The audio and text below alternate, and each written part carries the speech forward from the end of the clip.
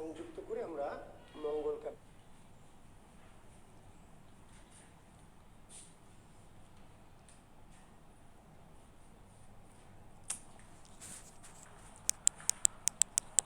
শিক্ষার্থী বন্ধুরা,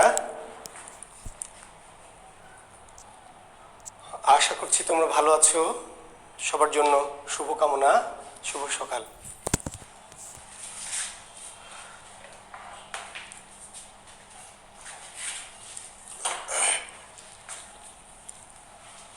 শিক্ষার্থী বন্ধুরা, তোমরা নিশ্চয়ই অপেক্ষা করেছিলে আমার জন্য। আমি তোমাদের সাথে যুক্ত হলাম আমাদের আজকের যে ক্লাস সাহিত্য টিউটোরিয়াল এই গ্রুপটির। এই ক্লাসে আমরা আজকে মূলত আলোচনা করব মঙ্গল কাব্য।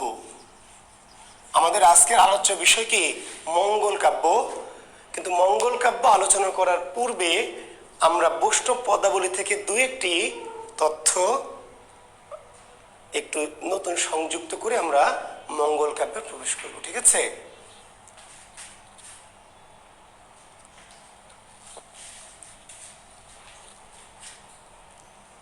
আমি আবার বলছি শিক্ষার্থী বন্ধুরা, আমাদের আজকের যে টপিক, সেই টপিকটি হচ্ছে মধ্যযুগের যে সাহিত্য মঙ্গল কাব্য। এই মঙ্গল কাব্য আমরা আলোচনা করব আজকে। কিন্তু মঙ্গল কাব্য আলোচনা করার পূর্বে আমি বৈষ্ণব পদাবলী নিয়ে গত ক্লাসটা যে শেষ করেছিলাম তার দু একটি অতিরিক্ত তথ্য তোমাদের সাথে সংযুক্ত করে আজকে মঙ্গল কাব্যে যাব। এই যে মধ্যযুগে রচিত যে বৈষ্ণব সাহিত্যগুলি, রাধাকৃষ্ণ বিষয়ক প্রেম লীলাগুলি চতুর্দশ বা পঞ্চদশ বা ষোড়শ বা সপ্তদশ শতকে রচিত হয়েছে, কিন্তু যারা লিখেছেন তা কিন্তু হাতে লেখেননি।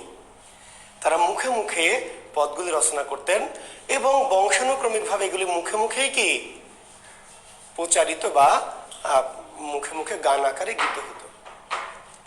এইগুলোকে পরবর্তীতে, তুমি যাও তো গেলে বা, হ্যাঁ বুঝতে পারছি।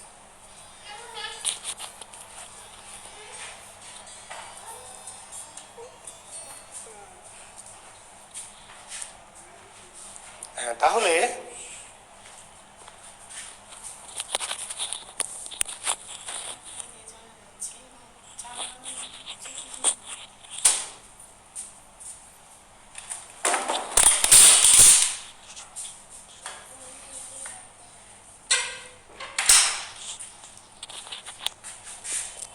আচ্ছা, তো তোমরা এই যে মধ্যযুগের যে বৈষ্ণব পদাবলী বা পদাবলীর সাহিত্য এটি রচিত হয়েছিল ওই সময় আমরা বলছি, কিন্তু তখন তো প্রকাশের কোনো ব্যবস্থা ছিল না। প্রকাশের কোনো ব্যবস্থা ছিল না, ছাপাখানা ছিল না। ফলে এটি দীর্ঘদিন পরে এটা আস্তে আস্তে কি মানুষের মুখ থেকে আস্তে আস্তে লোপ পেয়ে গেছিল, হারিয়ে গেছিল। পরবর্তীতে এসে বৈষ্ণব পদাবলী একজন ব্যক্তি আবার নতুন করে সংগ্রহ করে আবিষ্কার করে সেগুলোকে আবার প্রকাশ করলেন। তো যিনি এই বৈষ্ণব পদাবলীর আবিষ্কারক বা প্রকাশক, ঠিক আছে, তার নাম কি? বাবা আউল মনোহর দাস। বাবা আউল মনোহর দাস। বুঝতে পারলে, এই যে আমরা চণ্ডীদাসের বা জ্ঞানদাসের বা গোবিন্দ দাসের বা বিদ্যাপতির যে পদগুলি আমরা বলছি, সেই পদগুলি মধ্যযুগের পরে আস্তে আস্তে হারিয়ে গিয়েছিল। সেই পদগুলিকে যিনি প্রথম আবিষ্কার করলেন বা প্রকাশ করলেন তার নাম বাবা আউল মনোহর দাস। আর যে গ্রন্থটা তিনি প্রকাশ করলেন সেই গ্রন্থটার নাম কি? পদ সমুদ্র। পদ সমুদ্র।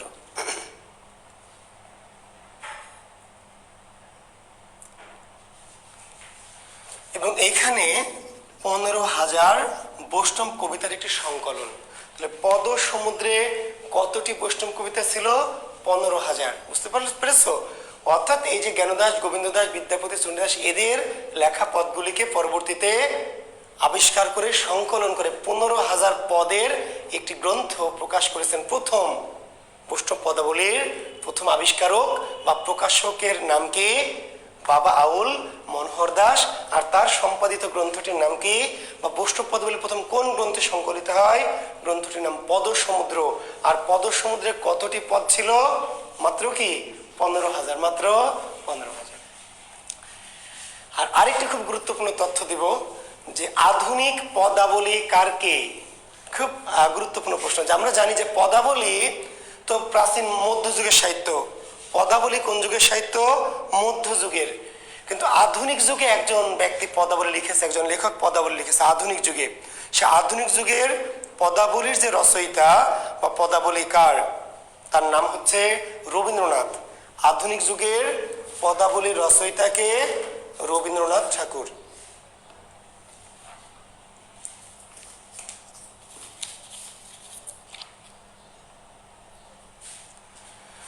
লেখা বুঝতে পারছি না, কেন লেখা বুঝতে পারছো না? মোবাইলের লেন্সটা একটু মুছবো? আচ্ছা ঠিক আছে, দাঁড়াও, কিন্তু কি দিয়ে মুছি?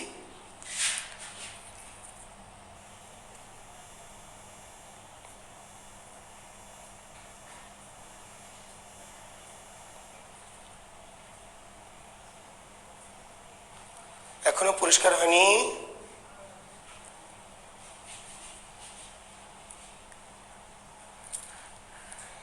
এখন কি পরিষ্কার হয়েছে একটু, না তাও হয়নি?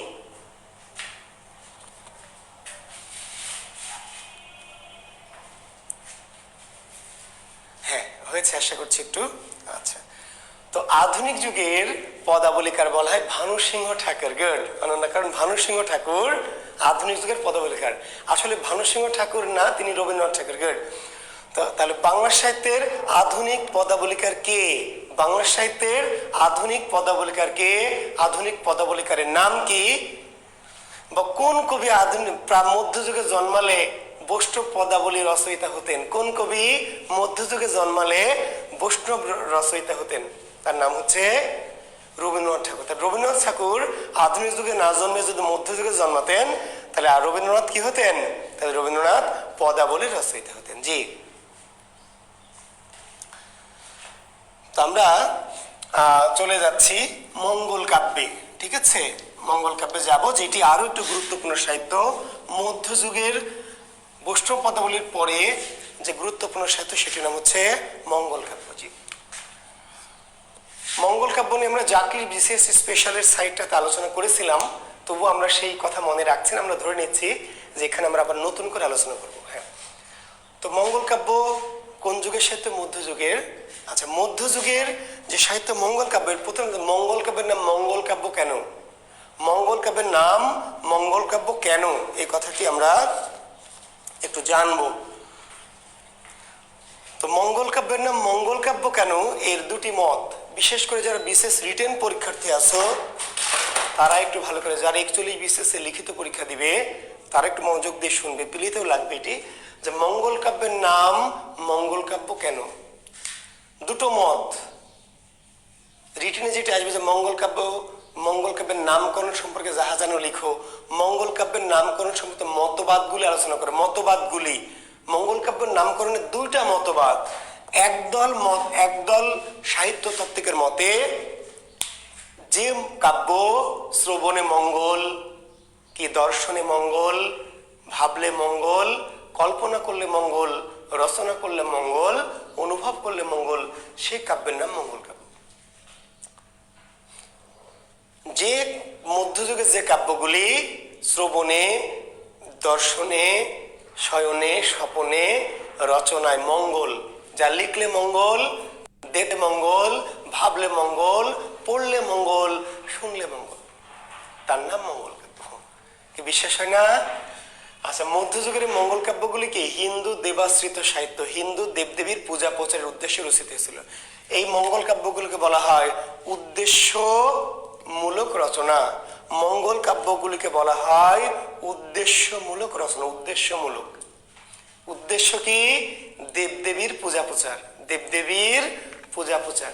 কাজেই হিন্দু ধর্মের মানুষ বিশ্বাস করতো যে এই সাহিত্যগুলি দেখলে, ঘরে রাখলে, পড়লে, শুনলে, ভাবলে মঙ্গল। আপনাদের বিশ্বাস হচ্ছে না? এই যে আপনারা পড়ছেন, আপনাদের মঙ্গল হবে না? এই যে আপনারা মঙ্গল কাব্য পড়ছেন, পড়লে মঙ্গল হবে না? হবে না? হবে ভাই, পরীক্ষায় প্রশ্ন এলে পারবেন, তাহলে মঙ্গল হলো না? এই যে আমি পড়াচ্ছি, আমার মঙ্গল আছে না? কি পরীক্ষা এলে পারবো তাই না? আমি যে টাকা ইনকাম করছি, তাহলে আমার মঙ্গল। যে পড়ছে তারও মঙ্গল, যে পড়াচ্ছে তারও মঙ্গল, যে শুনছে তারও মঙ্গল, যে লিখেছে তারও মঙ্গল।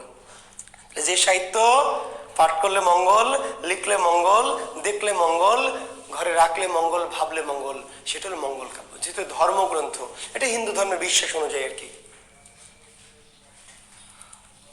আরেক দল সাহিত্যতাত্ত্বিক মনে করলেন, আরেক দল সাহিত্যতাত্ত্বিক মনে করলেন কি, যে কাব্য এক মঙ্গলবার থেকে শুরু করে আরেক মঙ্গলবার পর্যন্ত রচিত বা পঠিত হতো, রচিত বা গীত হতো, রচিত বা গীত হতো, যে কাব্য এক মঙ্গলবার থেকে শুরু করে, যে কাব্য এক মঙ্গলবার থেকে শুরু করে আরেক মঙ্গলবার পর্যন্ত রচিত বা গীত হতো, তার নাম মঙ্গল কাব্য। এই তথ্যটি মজার এবং ইতিহাস সম্মত যে এক মঙ্গলবার, তার মানে মঙ্গল কাব্য যে লিখবে সে চাইলে যে কোনো দিন লিখতে পারবে না। মঙ্গল কাব্য যে লিখবে লেখা শুরু করতে হবে কোন দিন? মঙ্গলবার। লেখা শেষ করতে হবে কিবারে? মঙ্গলবার। তার মানে আজকে আমার শখ হলো বা ভাবলাম যে মঙ্গল কাব্য লিখবো, হবে না। মঙ্গল কাব্য লিখতে হলে আমাকে মঙ্গলবার পর্যন্ত অপেক্ষা করতে হবে। তাহলে মঙ্গলবার থেকে লেখা শুরু করতে হবে এবং এটা যে কোনো দিন শেষ করা যাবে না, রবিবারে শেষ হয়ে গেলে হবে না, এটা কাহিনী শেষ করতে হবে কিবারে? মঙ্গলবারে। তাহলে এক মঙ্গলবার থেকে শুরু করে আর এক মঙ্গলবার পর্যন্ত রচিত বা গীত হতো। গীত, গীত মানে কি? মঙ্গল কাব্য তো লিখতো একজন কবি, আর বেশিরভাগ মানুষ তো পড়তে পারতো না, বইও ছিল না, বইও নাই আর পড়তেও পারতো না। তাহলে সাহিত্য কেমনে মানুষ আস্বাদ করতো? শুনে শুনে। তাহলে মঙ্গল কাব্যগুলি রাজাদের বাদশাদের দরবারে বিশেষ কোনো ধর্মীয় অনুষ্ঠানে কি করা হতো? গান আকারে গাওয়া হতো, গান আকারে গাওয়া হতো, গীত হতো। তো গান যখন শুরু হবে কিবার থেকে শুরু হবে?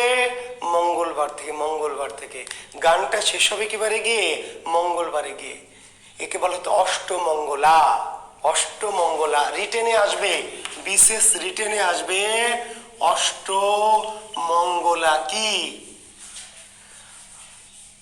অষ্টমঙ্গলা কি? এই যে মঙ্গল কাব্যগুলি এক মঙ্গলবার থেকে শুরু করে আর এক মঙ্গলবার পর্যন্ত রচিত বা পঠিত হতো বিধায় মঙ্গল কাব্যকে বলা হতো কি?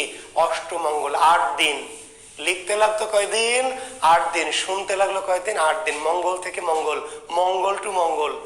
তাহলে এই যে 8 দিন করে রচনার সময়কাল বা শোনার সময়কাল, এই জন্য এই মঙ্গল কাব্যের অপর নাম কি? অষ্টমঙ্গলা। অষ্টমঙ্গলা। মঙ্গল কাব্যগুলি মঙ্গলবার থেকে শুরু করে আরেক মঙ্গলবার পর্যন্ত রচনাকাল বা গীতকাল ধরা হয় বলে এই 8 দিনে রচিত বা গীত হতো বিধায় এই ধরনের মঙ্গল কাব্যকে বলা হতো অষ্টমঙ্গলা। আবার কেউ কেউ এটা বলেছেন হিন্দুদের দেবদেবীর মঙ্গলের জন্য বা মানুষের মঙ্গলের জন্য এটি রচিত হতো। মানুষের কি? মঙ্গলের জন্য এই কাব্য রচিত হতো বা হিন্দু দেবদেবীর মঙ্গল কামনা করা হতো বিধায় এটি মঙ্গল কাব্য। এখন জানতে হবে মঙ্গল কাব্যের বৈশিষ্ট্য। মঙ্গল কাব্যের বৈশিষ্ট্য কেন এগুলির নাম মঙ্গল কাব্য, বা লিখলে কি মঙ্গল কাব্য হবে? তাহলে মঙ্গল কাব্য কেন মঙ্গল কাব্য? তাহলে বিশেষ রিটেনে আসবে কোনটি? আচ্ছা, মঙ্গল কাব্যের বৈশিষ্ট্য কি? লেখো। রিটেনে আসবে মঙ্গল কাব্যের বৈশিষ্ট্যগুলি লেখো। মঙ্গল কাব্যের 4টি বৈশিষ্ট্য লেখো, মঙ্গল কাব্যের কয়েকটি বৈশিষ্ট্য লেখো, মঙ্গল কাব্যের বৈশিষ্ট্যগুলো কি কি উল্লেখ করো। পিলিতে আসবে না, আসবে নিচের কোনটি মঙ্গল কাব্যের বৈশিষ্ট্য, কোনটি মঙ্গল কাব্যের বৈশিষ্ট্য নয়। তাহলে কোনটি মঙ্গল কাব্যের বৈশিষ্ট্য তাও আসতে পারে, কোনটি মঙ্গল কাব্যের বৈশিষ্ট্য নয় তাও আসতে পারে। আবার আসতে পারে 12 মাসা কোন সাহিত্যের বৈশিষ্ট্য, চৌতিশা কোন সাহিত্যের বৈশিষ্ট্য। বুঝতে পারলেন? এগুলো আসবে। তো আমরা দেখে নিই বৈশিষ্ট্যগুলো কি কি। প্রথম বৈশিষ্ট্য হলো কবি স্বপ্নাদিষ্ট হয়ে কাব্য রচনা শুরু করবেন। কবি স্বপ্নাদিষ্ট হয়ে, কবি স্বপ্নাদিষ্ট হয়ে কাব্য রচনা শুরু করবেন।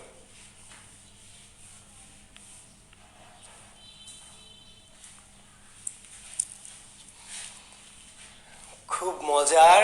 এবং দেখেন, এবং এগুলি আবার বলছে, আমি একটা কথা বারবার প্রতিদিনই বলতে হয়, তবু না বলেও হয় না, যে এগুলি হিন্দুদের কাছে কিন্তু ধর্মগ্রন্থ, আমাদের কাছে না, আপনার কাছেও না, বাট হিন্দুদের কাছে ধর্মগ্রন্থ, যারা হিন্দু শিক্ষার্থী আছেন ধর্মগ্রন্থ।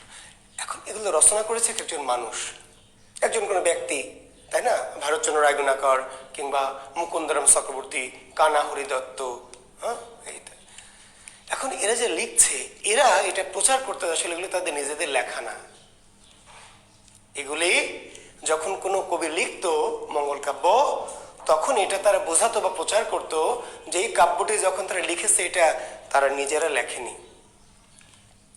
কি করেছে? দেবী এসে তাদের উপর ভর করেছে, দেবী এসে তাদের স্বপ্নে আদেশ দিয়েছে, স্বপ্নাদিষ্ট হওয়া বলে। যেই কবি লিখবেন মঙ্গল কাব্য, কবি নিজের ইচ্ছে চাইলে লিখতে পারবেন না। কখন লিখতে পারবেন? যতক্ষণ না দেবী তাকে স্বপ্নে আদেশ দিবেন ততক্ষণ কেউ মঙ্গল কাব্য লিখতে পারবে না। তাহলে কবি ঘুমিয়ে থাকেন রাতে, হঠাৎ করে দেবী এসে কি করেন? যাকে ভালো লাগে যেই কবিকে, তার স্বপ্নে দেখা দেন, এসে ডাকেন যে বেটা জুয়েল কিবরিয়া ওঠ। এইবার কবি কাঁপতে কাঁপতে উঠেছে, দেখে দেবী সমূর্তি ধারণ করে। হ্যাঁ মা বলো কি? বলছে গাধার কতকাল প্রাইভেট পড়িয়ে খাবি, এসব অনলাইনে প্রাইভেট পড়ে সারা জীবন চলবে তোর? তোর কীর্তি যশ কি প্রাইভেট পড়িয়ে হবে? আমাকে নিয়ে কি কর, কাব্য লেখ। তো মা আমি কি করে লিখবো, আমি তো কিছুই জানি না, আমার তো এত। তখন দেবী তার জিহ্বায় ভর করতেন, জিহ্বায়, এবং জিহ্বায় কি করতেন? দেবীর কাহিনীটা লিখে দিতেন। জিহ্বায় দেবী কবির জিহ্বায় কাহিনীটা লিখে দিতেন। এবং কবি, এবং এই ঘটনাটা কবে ঘটতো? সোমবার মধ্যরাতের পর, সোমবার মধ্যরাতের পর, অর্থাৎ মঙ্গলবার প্রথম প্রহরে। বঙ্গবন্ধু ডাক দিয়েছিলেন কখন? 25শে মার্চ মধ্যরাতের পর, মানে 26শে মার্চ স্বাধীনতা দিবস, 26শে মার্চ। 25শে মার্চ যদি 10টা 11টায় ডাক দিত, 9টায় ডাক দিত, তাহলে স্বাধীনতা দিবস কিন্তু 25শে মার্চ হতো। 25শে মার্চের রাতে, কিন্তু কোন রাতে? মধ্যরাতের পর, ফলে 26শে মার্চ। তাহলে এই যে সব সোমবারে রাতে যখন ঘুমিয়ে আছেন কবি, দেবী স্বপ্নাদেশ দিয়েছেন সোমবার রাতে, কিন্তু কোন রাতে? সোমবার মধ্যরাতের পর, মানে মঙ্গলবার কি প্রথম প্রহরে। এবার স্বপ্ন দেখার পরে দেবী লিখে দিলেন, এবার চলে গেলেন দেবী। এবার কবি কাঁপতে কাঁপতে উঠে তার লেখার টেবিলে গিয়ে বসতেন, এবং কি বা পরদিন রাজ দরবারের যে বিশেষ আসন সেখানে গিয়ে বসতেন, বসে কাহিনী লেখা শুরু করতেন। এবং কি লিখতেন? কবির নিজের কোনো কথা না, ওই যে দেবী যা লিখে দিয়েছে তাই। তার মানে মঙ্গল কাব্যে যা কিছু লেখা হয়েছে সেগুলি সবই কবিদের কোনো বানানো কথা নয়। ওই কথাগুলি কার? দেবীদের।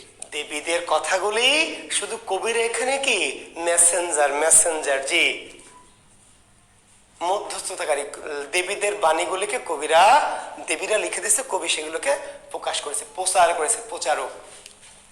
তো কাজে প্রথম বৈশিষ্ট্য, কবি স্বপ্নাদিষ্ট হয়ে কি কাব্য রচনা শুরু করবেন। তারপরে কি নায়ক হবে, মঙ্গল কাব্যের নায়ক হবে স্বর্গভ্রষ্ট দেবশিশু। মঙ্গল কাব্যের যে নায়ক, সে নায়ক যে কেউ হতে পারবে না। নায়ক কে হবে? স্বর্গভ্রষ্ট দেবশিশু।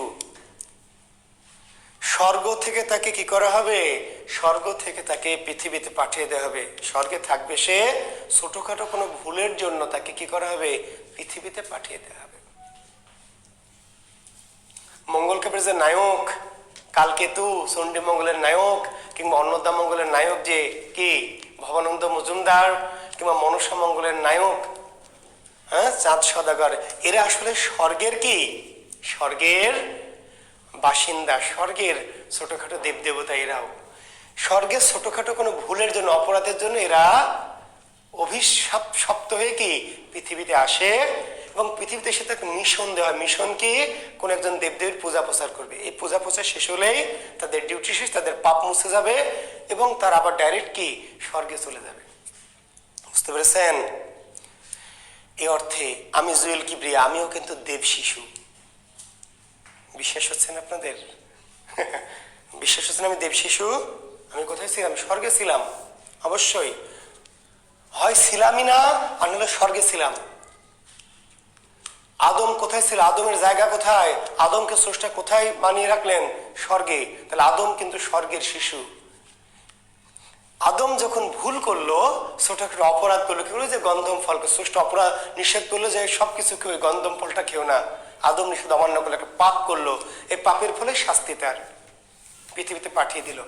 আদম যদি ভুল না করতেন, আদম আলাইহিস সালাম যদি ভুল না করতেন, হাওয়ার প্ররোচনায় যদি পাপ না করতেন, তাহলে কি আমরা পৃথিবীতে আসতাম?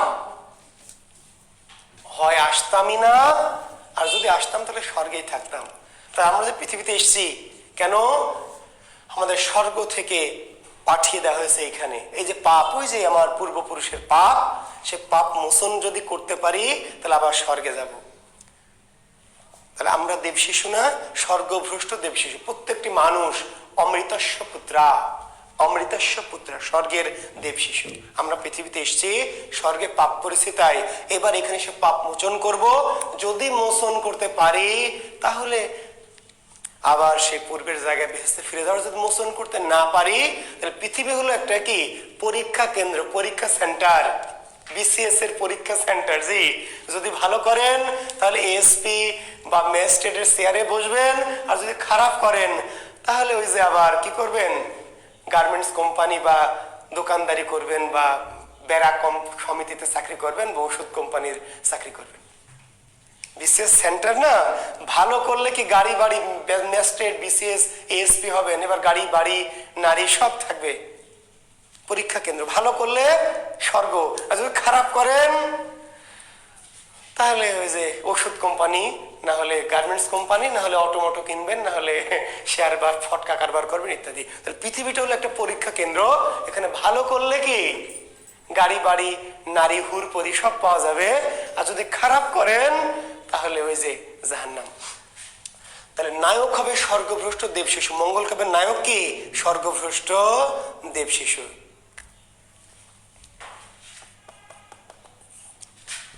বারো মাসি বা বারো মাসার বর্ণনা থাকবে। বারো মাসি বা বারো মাসি, বারো মাসি বা বারো মাসার বর্ণনা থাকবে। বারো মাসি বা বারো মাসার বর্ণনা থাকবে।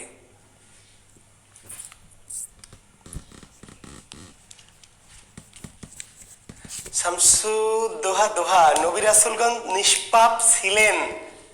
আচ্ছা, আপনি যখন জন্মগ্রহণ করেন তখন তো নিষ্পাপ ছিলেন, আমিও তো জানি। আদমকে কেন পৃথিবীতে পাঠানো হলো বলেন? শামসুদ্দোহা দোহা, আপনাকে জিজ্ঞেস করছি, আদম আলাইহিস সালামকে কেন পৃথিবীতে পাঠানো হয়েছিল? এটার উত্তর আমি দেখব আপনার কমেন্টসে। শামসুদ্দোহা দোহা, আদম আলাইহিস সালাম তো আমাদের নবী, প্রথম নবী আদম আলাইহিস সালাম, তাকে কেন পৃথিবীতে পাঠানো হয়েছিল? দোহার কাছে আমার প্রশ্ন। জি, কমেন্টসে লিখবেন। বারো মাসা বা, তাহলে রিটেনে আসবে বারো মাসি বা বারো মাসা কি? পিলিতে আসবে বারো মাসা কোন সাহিত্যের বৈশিষ্ট্য? বারো মাসা বা বারো মাসি কোন সাহিত্যের বৈশিষ্ট্য? পিলিতে আসবে। আর রিটেনে আসবে, রিটেনে কি আসবে? বারো মাসা কি বলতে কি বোঝো?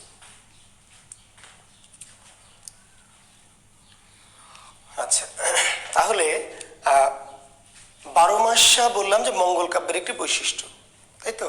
আচ্ছা, আর কি এটা? মঙ্গল কাব্যের যে নায়ক নায়িকা, নায়ক বা নায়িকা, বিশেষ করে নায়িকাদের বারো মাসের সুখ দুঃখের যে বর্ণনা।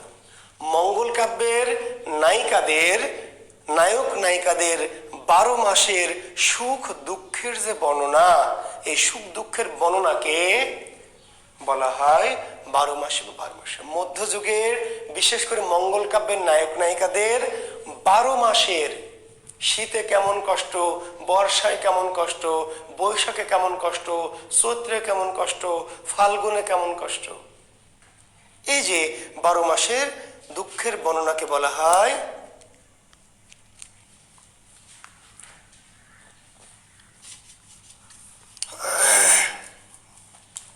বারো মাসি বা বারো মাসা।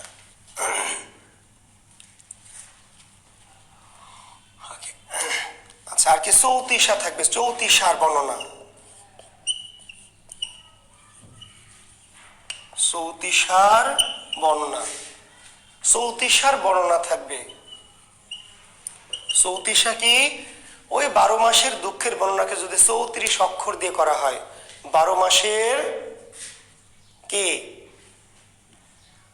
12 মাসের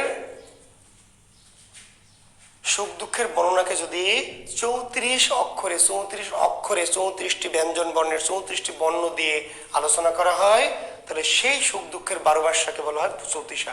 চৌতিশা ভিন্ন কিছু নয়, চৌতিশা 12 মাসের একটা কি বিশেষ স্টাইল। 12 মাসের সুখ দুঃখের বর্ণনাকে যদি 34টি অক্ষরে আলোচনা করা হয় বা তুলে ধরা হয়, তাহলে সেই 12 মাসকে বলা হয় কি চৌতিশা। আচ্ছা, দেবদেবীর বন্দনা দিয়ে কাহিনী শুরু হবে। দেবদেবীর বন্দনা দিয়ে, দেব স্তুতির মধ্য দিয়ে কাহিনী শুরু। দেব স্তুতির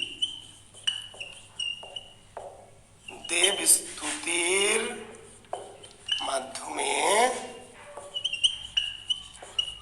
কাহিনী শুরু।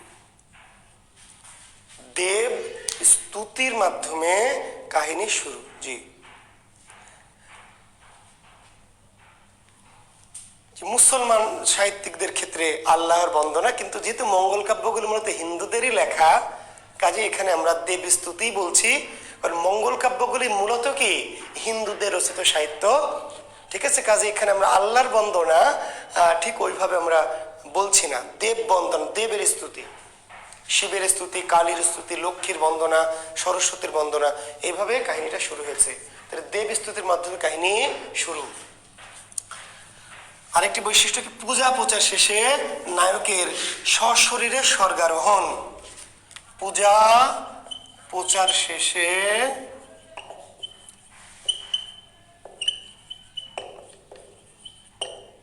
নায়কের সশরীরে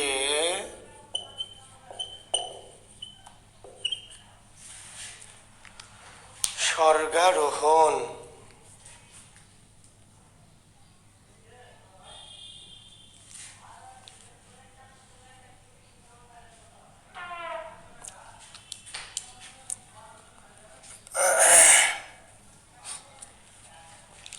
আচ্ছা, তাহলে পূজা প্রচার শেষে নায়কের কি সশরীরে স্বর্গারোহণ। তার মানে যেই মিশন ওনারা এসেছিলেন দেবদেবীর পূজা প্রচার করতে হবে, সেই পূজা প্রচার শেষে তারা আবার কি স্বর্গে সশরীরে, পূজা প্রচার শেষ হলে সরাসরি স্বর্গ থেকে পুষ্পক রথ নেমে আসবে। এবার নায়ক হিরো তার হিরোইনদের পাশে বসিয়ে নিয়ে কি করবেন, ডাইরেক্ট পুষ্পক রথের মাধ্যমে ডাইরেক্ট স্বর্গে আরোহণ করবেন। মঙ্গল কাব্যের অন্যতম বৈশিষ্ট্য। তাহলে মঙ্গল কাব্যের বৈশিষ্ট্যগুলি আমরা জানলাম। এখন মঙ্গল কাব্য প্রধানত দুই প্রকার। মঙ্গল কাব্য প্রধানত দুই প্রকার। কি কি? একটা হচ্ছে পৌরাণিক মঙ্গল কাব্য,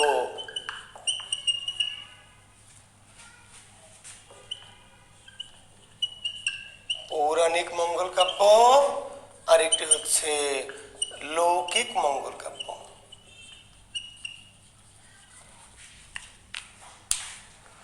পৌরাণিক মঙ্গল কাব্য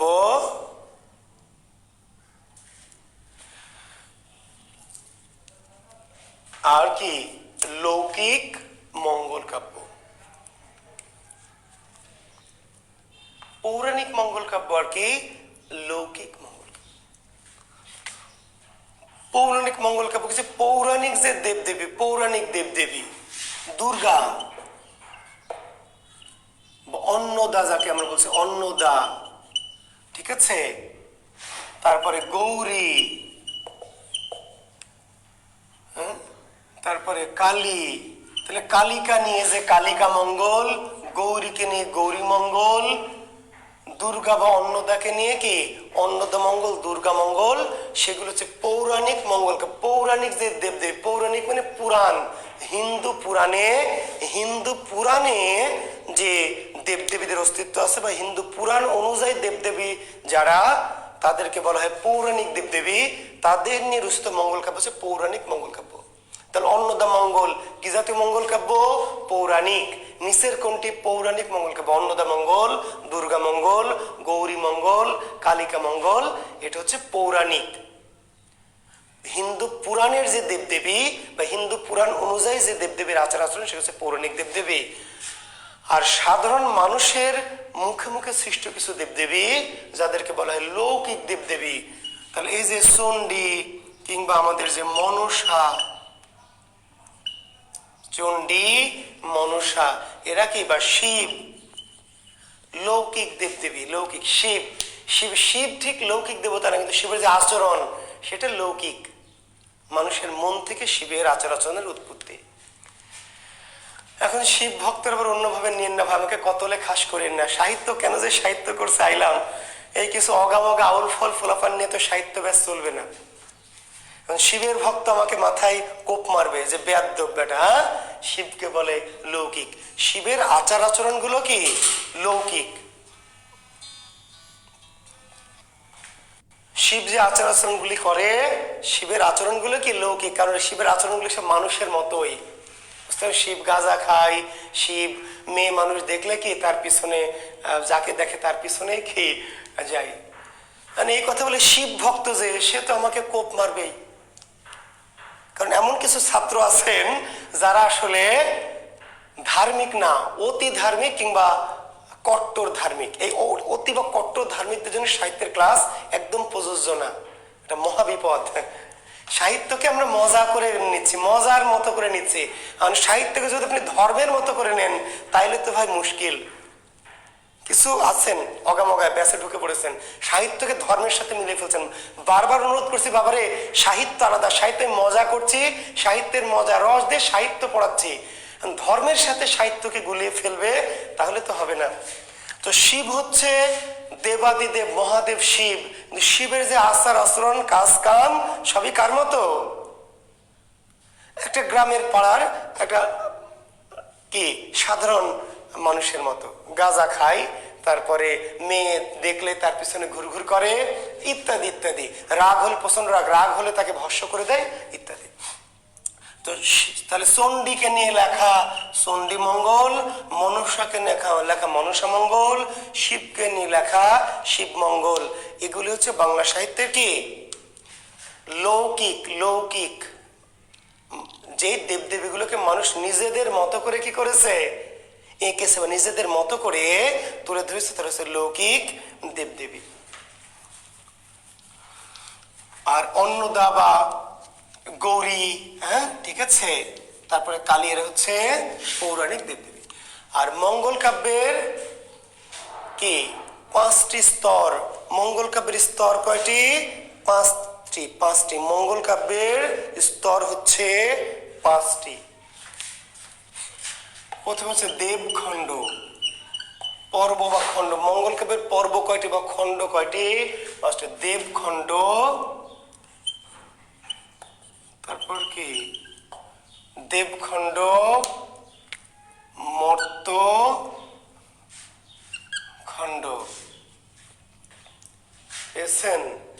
দেবখণ্ড, মর্তখণ্ড, তারপরে শ্রুতিফল। দেবখণ্ড, মর্তখণ্ড, শ্রুতি ফল।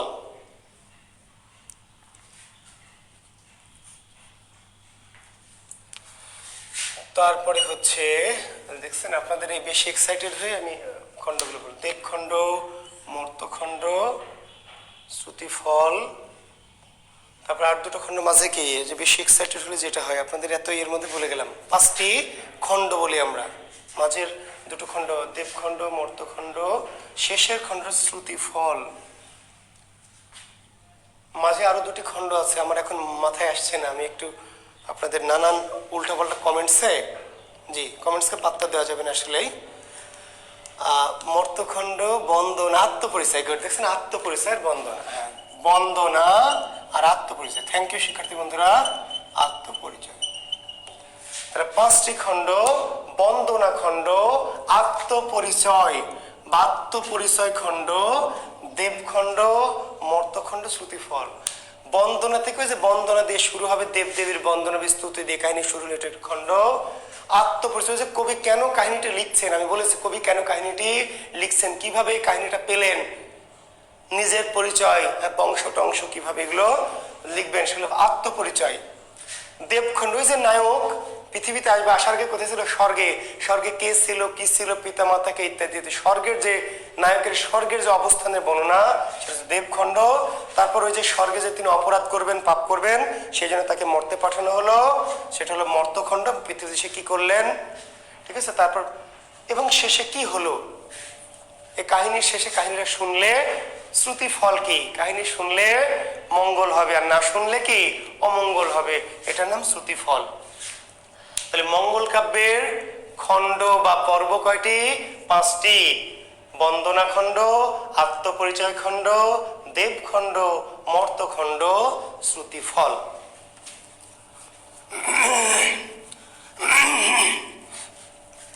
আচ্ছা, আমরা প্রথমে একটি কথা বলেছি যে ভনিতা খণ্ড, জি, আত্মপরিচয় পর্বকে কেউ কেউ ভনিতা খণ্ড বলেছে, থ্যাংক ইউ। আত্মপরিচয় যে পর্বটা বা খণ্ডটা, তাকে কেউ বলেছে ভনিতা খণ্ড, কেউ বলেছে গ্রন্থ উৎপত্তির কারণ, যেটাকে আমরা বললাম যে আত্মপরিচয়। আত্মপরিচয়কে কেউ কেউ কোনো কোনো তাত্ত্বিক নাম দিয়েছে ভনিতা খণ্ড। ভনিতা, ভনিতা মানে কি, ওই যে কেন আমি কাহিনীটা লিখছি, কি কারণ, কেন লিখছি, দেবীজ আমাকে স্বপ্নে দেখা দিয়েছে, আমাকে কাহিনীটা বলে দিয়েছে, এটার নাম হলো ভনিতা খণ্ড বা কবির নিজের আত্মপরিচয়। আবার কেউ কেউ এই খণ্ডের নাম হচ্ছে গ্রন্থ উৎপত্তির কারণ। গ্রন্থ উৎপত্তির কারণ একই কথা, যার নাম কি, হ্যাঁ, যার নামই আত্মপরিচয়, তার নামই কি, তার নাম ভনিতা খণ্ড, তারই নাম কি গ্রন্থ উৎপত্তির কারণ। এখন আমরা বলেছিলাম মঙ্গল কাব্যগুলো উদ্দেশ্যমূলক কাব্য, মনে আছে? মঙ্গল কাব্যগুলিকে কি নাম দিয়েছিলাম, উদ্দেশ্যমূলক কাব্য। উদ্দেশ্যকে দেবদেবীর পূজা প্রচার, দেবদেবীর পূজা প্রচার। এখন হিন্দু দেবদেবীর সংখ্যা কত, হিন্দু দেবদেবীর সংখ্যা মাত্র 33 কোটি।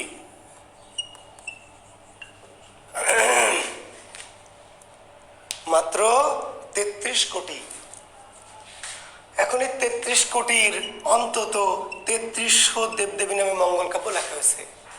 33 কোটি দেবদেবীর অন্তত 3300 দেবদেবী নামে মঙ্গল কাব্য লেখা হয়েছে। শিবকে নিয়ে শিবমঙ্গল, শিবমঙ্গল কাব্যের অপর নাম শিবায়ন। শিবকে নিয়ে রচিত মঙ্গল কাব্যের নাম কি, শিবমঙ্গল, যার অপর নাম শিবায়ন, শিবায়ন কাব্য। জি, গৌরীকে নিয়ে গৌরী মঙ্গল, লক্ষ্মীকে নিয়ে লক্ষ্মী মঙ্গল, চণ্ডীকে নিয়ে চণ্ডী মঙ্গল, মনসাকে নিয়ে মনসা মঙ্গল, কালীকে নিয়ে কালী মঙ্গল, দুর্গাকে নিয়ে দুর্গা মঙ্গল, অন্নদাকে নিয়ে অন্নদা মঙ্গল, ভবানীকে নিয়ে ভবানী মঙ্গল, গণেশকে নিয়ে গণেশ মঙ্গল, অর্জুনকে নিয়ে অর্জুন মঙ্গল, শীতলাকে নিয়ে শীতলা মঙ্গল। তাহলে এই যে যত দেবদেবী, অনেক শত শত দেবদেবী নামে মঙ্গল কাব্য রচিত হয়েছে, তাহলে যত মঙ্গল কাব্য রচিত সব কি আপনি পড়বেন? যদি সবই পড়তে হতো আপনার, তাহলে জুয়েল কিবরিয়া সাহিত্য টিউটোরিয়ালে ভর্তি হয়ে কাম হতো না, ভর্তি হতো মঙ্গল টিউটোরিয়াল, মঙ্গল কোর্স। এই যে যত মঙ্গল কাব্য বাংলাদেশে রচিত হয়েছে, এই সকল মঙ্গল কাব্যই যদি আপনাকে পড়তে হতো চাকরির জন্য, তাহলে সাহিত্য কোর্সে ভর্তি হয়ে কাম হতো না, আলাদা করে ভর্তি হতো মঙ্গল কোর্সে।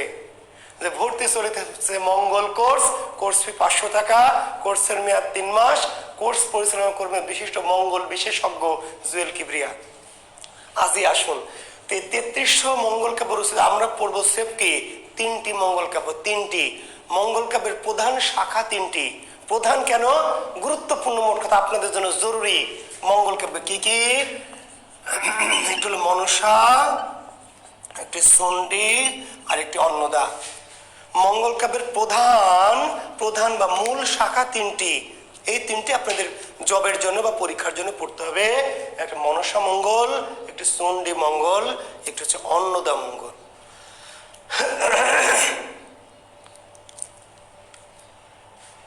মনসা মঙ্গল, চণ্ডী মঙ্গল, অন্নদা মঙ্গল। এর বাইরে আরো 2টি মঙ্গল কাব্য পড়তে হবে আমাদের। যেমন আমরা আপনার ধর্ম মঙ্গলটা একটু পড়বো, আমরা এর বাইরেও কালিকা মঙ্গল, এর বাইরেও 2-1টি মঙ্গল কাব্য আমরা অল্প স্বল্প একটু পড়বো, 2-4টি তথ্য। মূল আমাদের পড়তে হবে 3টি মঙ্গল কাব্য, যে তিনটি মঙ্গল, মঙ্গল কাব্যের মূল শাখা বা প্রধান শাখা কয়টি? তিনটি, মনসা মঙ্গল, চণ্ডী মঙ্গল এবং কি অন্নদা মঙ্গল। জি হ্যাঁ, মণিশঙ্কর নয়ন, ধর্ম মঙ্গল আমাদের একটু পড়তে হবে, আমাদের কালিকা মঙ্গল অল্প একটু পড়তে হবে, অল্প সামান্য কিছু তত্ত্ব, 2-4টি তত্ত্ব, কিন্তু আমাদের একদম গভীর করে খুব বেশি ভালো করে জানতে হবে তিনটি মঙ্গল কাব্য, মনসা, চণ্ডী এবং অন্নদা মঙ্গল। এখন এই যে 33টাই হোক আর 3টাই হোক আর 33 কোটি হোক, সবচেয়ে প্রথম মঙ্গল কাব্যের নাম কি? আদি মঙ্গল কাব্য কোনটি? মনসা মঙ্গল। এখন আগামী দিন আমার প্রশ্ন করি না, স্যার আমি অমুক বইয়ে যে তমুক দেখলাম, ওই বইয়ে যে সেই দেখলাম, হ্যান বইয়ে যে তেন দেখলাম, আপনি যা খুশি তাই দেখেন গা ভাই, আমার কিছু যায় আসে না। আপনি আমাকে বিশ্বাস করলে করেন, আর যদি হ্যান ত্যান অগামগা বইয়ে কি আছে স্যার, তাহলে আমি যেটা বলেছি সেটা কোথায় কি আছে এটা আমাকে আর প্রশ্ন করা যাবে না। হয় আমাকে বিশ্বাস করবেন, না হলে আপনার ওই বই বিশ্বাস করবেন, অথবা দুইটা যদি অবিশ্বাস করেন তাহলে তৃতীয় কোনো পক্ষে যোগাযোগ করবেন। জি, তাহলে মঙ্গল কাব্যগুলির মধ্যে হচ্ছে আদি বা প্রথম মঙ্গল কাব্যের নাম কি? আদি বা প্রথম মঙ্গল কাব্যের নাম হচ্ছে মনসা মঙ্গল। হরে মণিশঙ্কর গাধা, আমি তো বোঝালাম তোকে গাধা যে আমরা চৈতন্য মঙ্গল তো মঙ্গল কাব্যের মঙ্গল না রে গাধা, চৈতন্য মঙ্গল তো গাধা এই মঙ্গল কাব্যের মঙ্গল না রে, ওটা চৈতন্য সাহিত্য, জীবনী সাহিত্য, আমরা যাবো রে ওইদিকে, যা বলছি তাই শোন।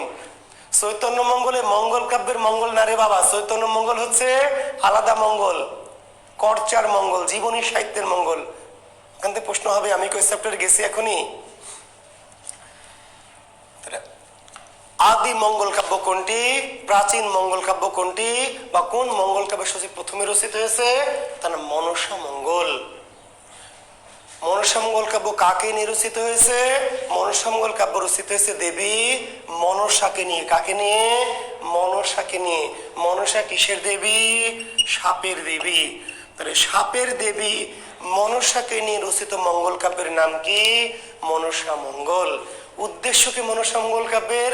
দেবী মনসার পূজা প্রচার। মনসা মঙ্গল কাব্যের উদ্দেশ্য কি?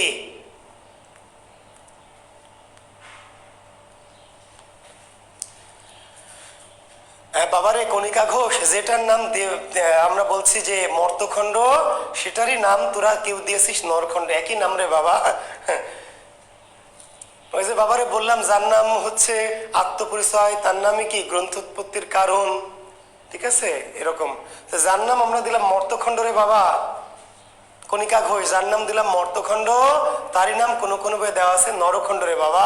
একই মাল রে বাবা, দুইটা নাম। যার নাম মর্তখণ্ড তারই নাম কেউ কেউ দিয়েছে কি নরখণ্ড। এটা আলাদা মাল না, একই মাল। আচ্ছা, তাহলে মনসা মঙ্গল কাব্যের উদ্দেশ্য কি? দেবী মনসার পূজা প্রচার। মনসা মঙ্গল কাব্যের উদ্দেশ্য কি? দেবী মনসার পূজা প্রচার। দেবী মনসার পূজা প্রচার। তাহলে মনসা মঙ্গল, মনসা দেবীর পূজা প্রচারের উদ্দেশ্যে রচিত কাব্যের নাম মনসা মঙ্গল কাব্য। মনসা মঙ্গল কাব্যের আদি রচয়িতার নাম কি? কানা হরিদত্ত। মনসা মঙ্গল কাব্যের আদি রচয়িতার নাম, মনসা মঙ্গল কাব্যের আদি রচয়িতার নাম কি? কানা হরিদত্ত। এখন প্রশ্নটা এবার ঘুরে আসবে, মঙ্গল যুগের আদি কবিকে। মঙ্গল যুগের আদি কবি এখন অনেকেই বোঝে না, মগা আছে কিছু বোঝে না। তাহলে মনসা মঙ্গল হলো সবচেয়ে প্রথম আদি মঙ্গল। মনসা মঙ্গল হলো কি মঙ্গলের সবচেয়ে আদি। তাহলে মনসা মঙ্গলের যে আদি কবি সে গোটা মঙ্গল যুগের আদি। তাহলে মনসা মঙ্গল যেহেতু আদি মঙ্গল কাব্য, কাজে মনসা মঙ্গলের যে আদি কবি সে শুধু মনসা মঙ্গলের আদি না রে বাবা, গোটা মঙ্গল যুগের কি আদি কবি। বোঝা গেছে? তাহলে মনসা মঙ্গলের আদি কবিকে কানা হরিদত্ত, মঙ্গল কাব্যের বা মঙ্গল যুগের আদি কবিকে তাও কি কানা হরিদত্ত। আর মনসা মঙ্গল কাব্যের শ্রেষ্ঠ কবির নাম কি? এটা নিয়েও দু একটা বইয়ের দ্বিমত আছে, তবে আমাদের বেশিরভাগের মতে বিজয় গুপ্ত। মনসা মঙ্গল কাব্যের শ্রেষ্ঠ কবি বিজয় গুপ্ত। বিজয় গুপ্ত। আর এই যে মনসা দেবী, এই মনসা দেবীর অপর নাম কি? পদ্মা। মনসা দেবীর অপর নাম কেতকা। মনসা দেবীর অপর নাম হলো কেতকা, মনসা দেবীর অপর নাম হলো পদ্মা। যাকে আমরা বলছি দেবী মনসা, সে মনসা দেবীরই অপর নাম কি? মনসা দেবীর অপর নাম একই মাল মনসা। এখন এই যে মনসার ভক্ত আছেন কেউ, আমি যে বললাম মনসা মাল, এটা শুনে কিন্তু আমাকে ঠিক চিহ্ন দিয়ে রাখবে যে তুই বের হ, তোকে কোপাচ্ছি। জি দেখেন, আবার বলছি সাহিত্যকে আমি মজা করে পড়াচ্ছি। দেবদেবীর প্রতি আমার কোনো অতি ভালোবাসাও নাই, তাদের প্রতি রাগ ঘৃণাও নাই, বোঝা গেছে? আমি তো ভাই পড়াতে এসছি, ধর্ম পড়াতেও না, কোনো ধর্মকে ছোট করতে না। জি আমি মজা করার জন্য বলছি। তো মনসা, যেই দেবীর নাম মনসা, সেই মনসা দেবীর অপর নাম কি? কেতকা। সেই মনসা দেবীর অপর নাম কি? পদ্মা। ফলে মনসা মঙ্গল কাব্যের অপর নাম কি? কেতকা মঙ্গল। মনসা মঙ্গল কাব্যের অপর নাম কি? কেতকা মঙ্গল।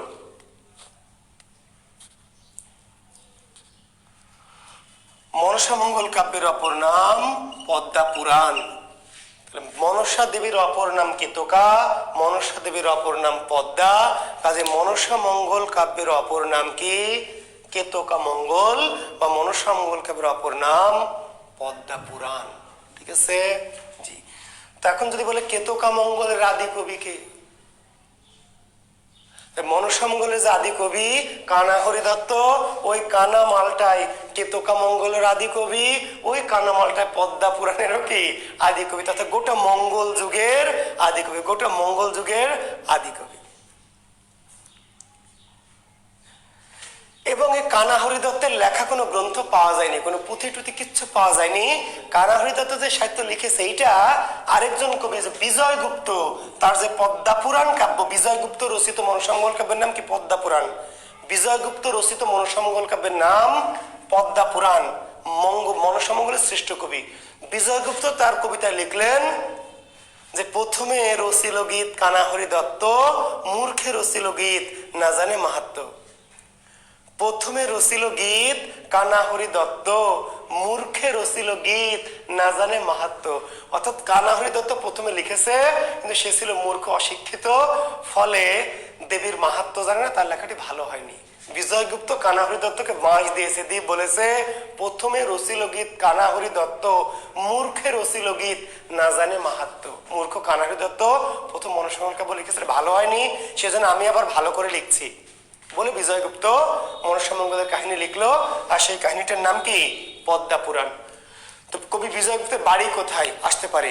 বরিশালের কি গৈলা ফুল্লশ্রী। বরিশালের আছেন আমার ধারণা, শিক্ষার্থীরা আছেন কেউ বরিশালের গৈলা ফুল্লশ্রী। আজকে রাতে কিন্তু মনসা আমাকে সবল দিবে, ঠিকই বলেছেন ইমাম হোসেন। যে মনসাকে যে মাল বললাম, আজকে রাতে নিশ্চিত কি মনসা আমার এই বাসর ঘর তো না, শোবার ঘরে ঢুকে নিশ্চিত কোপ দিবে যে বেটা জুয়েল কিবরিয়া আজকে খাইছি তোরে, হ্যাঁ তুই আমার এলোই মস্করা করস, হ্যাঁ তোর আজকে বোঝাইতেছি আমি কোন মাল।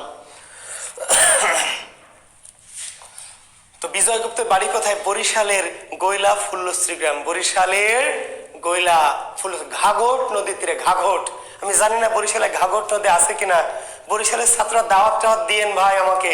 আমি একদিন বরিশাল বেড়ে আসলাম, গৈলা গ্রাম ফুল্লশ্রী গ্রাম ঘুরে আসলাম, ঘাঘট নদী আমি জানি না আছে কিনা ঘাঘট নদী। তো বরিশালের গৈলা ফুল্লশ্রী গ্রামের ঘাঘট নদীর তীরে বিজয় গুপ্তের বাড়ি। বিজয় গুপ্তের সেই আদি ভিটা এখনো আছে বলে শুনেছি, আমি যাইনি অবশ্য। জি, তো এই বিজয় গুপ্ত হচ্ছে মনসা মঙ্গল কাব্যের শ্রেষ্ঠ কবি। তাহলে আদি কবি কানা হরিদত্ত, শ্রেষ্ঠ কবি বিজয় গুপ্ত। আচ্ছা, আর অন্যান্য আরো কিছু কবি মনসা মঙ্গলের ছিলেন, আরো কিছু কবি। সেই মনসা মঙ্গলের আরো কিছু কবিদের মধ্যে একজনের নাম ছিল নারায়ণ দেব, একজনের নাম ছিল বিপ্রদাস পিপিলাই, একজনের নাম ছিল দ্বিজ বংশীদাস। নারায়ণ দেব, বিপ্রদাস পিপলাই, দ্বিজ বংশীদাস, কেতকা দাস, ক্ষেমানন্দ। কেতকা দাস, ক্ষেমানন্দ। তাহলে কানাহরি দত্ত আদি কবি, শ্রেষ্ঠ কবি বিজয়গুপ্ত, অন্যান্য কবির মধ্যে ছিলেন নারায়ণ দেব, বিপ্রদাস পিপিলাই, দ্বিজ বংশীদাস, কেতকা দাস, ক্ষেমানন্দ। কেতকা দাস, ক্ষেমানন্দ। এর মধ্যে কেতকা দাস ক্ষেমানন্দ আসলে এই ভদ্রলোকের নাম না, নাম হচ্ছে ক্ষেমানন্দ। কেতকা দাস কি উপাধি, কেতকা দাস হচ্ছে উপাধি। তাহলে প্রশ্ন হবে কেতকা দাস কার উপাধি? ক্ষেমানন্দ। কিংবা ক্ষেমানন্দের উপাধি কি? কেতকা দাস। আসলে এই যে কেতকা, ওই যে দেবী মনসার অপর নাম কি? কেতকা। তাহলে ক্ষেমানন্দ নিজেকে কি মনে করতো? কেতকার দাস। কবি ক্ষেমানন্দ নিজেকে কি মনে করতেন? কেতকার দাস। ফলে তার উপাধি হচ্ছে কেতকা দাস ক্ষেমানন্দ। আর এই যে দ্বিজ বংশী দাস, মনসামঙ্গল কাব্যের রচয়িতা শুধু না, কি গায়ক। মনসামঙ্গল কাব্য রচিত হতো প্লাস পাশাপাশি গান, হয়তো একজন লিখতো আর কোনো গায়ক এটা গান আকারে কি গেয়ে গেয়ে শোনাতো মানুষকে। তাহলে কানাহরি দত্ত কিংবা বিজয়গুপ্ত যেগুলো লিখেছিল তারা গেয়ে শোনায়, তারা লিখে দিয়েছে। কোনো গায়ক কি করেছে? গীতিকার যেমন গান লেখে আর গায়ক এটা শোনায় মানুষকে। তাহলে কবিরা লিখতেন আর কেউ হয়তো কোনো গায়ক শোনাতেন, সুকণ্ঠী কোনো গায়ক শোনাতেন। দ্বিজ বংশী দাস তিনি লেখক এবং গায়ক। প্রশ্ন, মনসামঙ্গল কোন কবি সুগায়ক হিসেবে খ্যাত ছিলেন?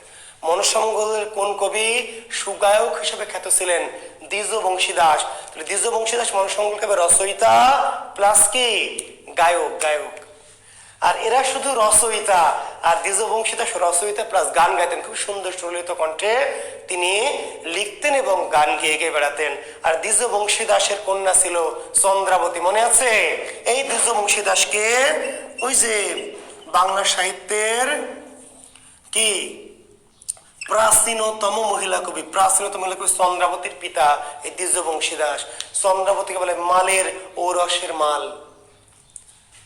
চন্দ্রাবতী এমনি মাল হয়নি। পিতা দ্বিজ বংশী দাস অত্যন্ত দামি মনসামঙ্গল কাব্যের রচয়িতা প্লাস গায়ক, যিনি আসরে আসরে কি করতেন?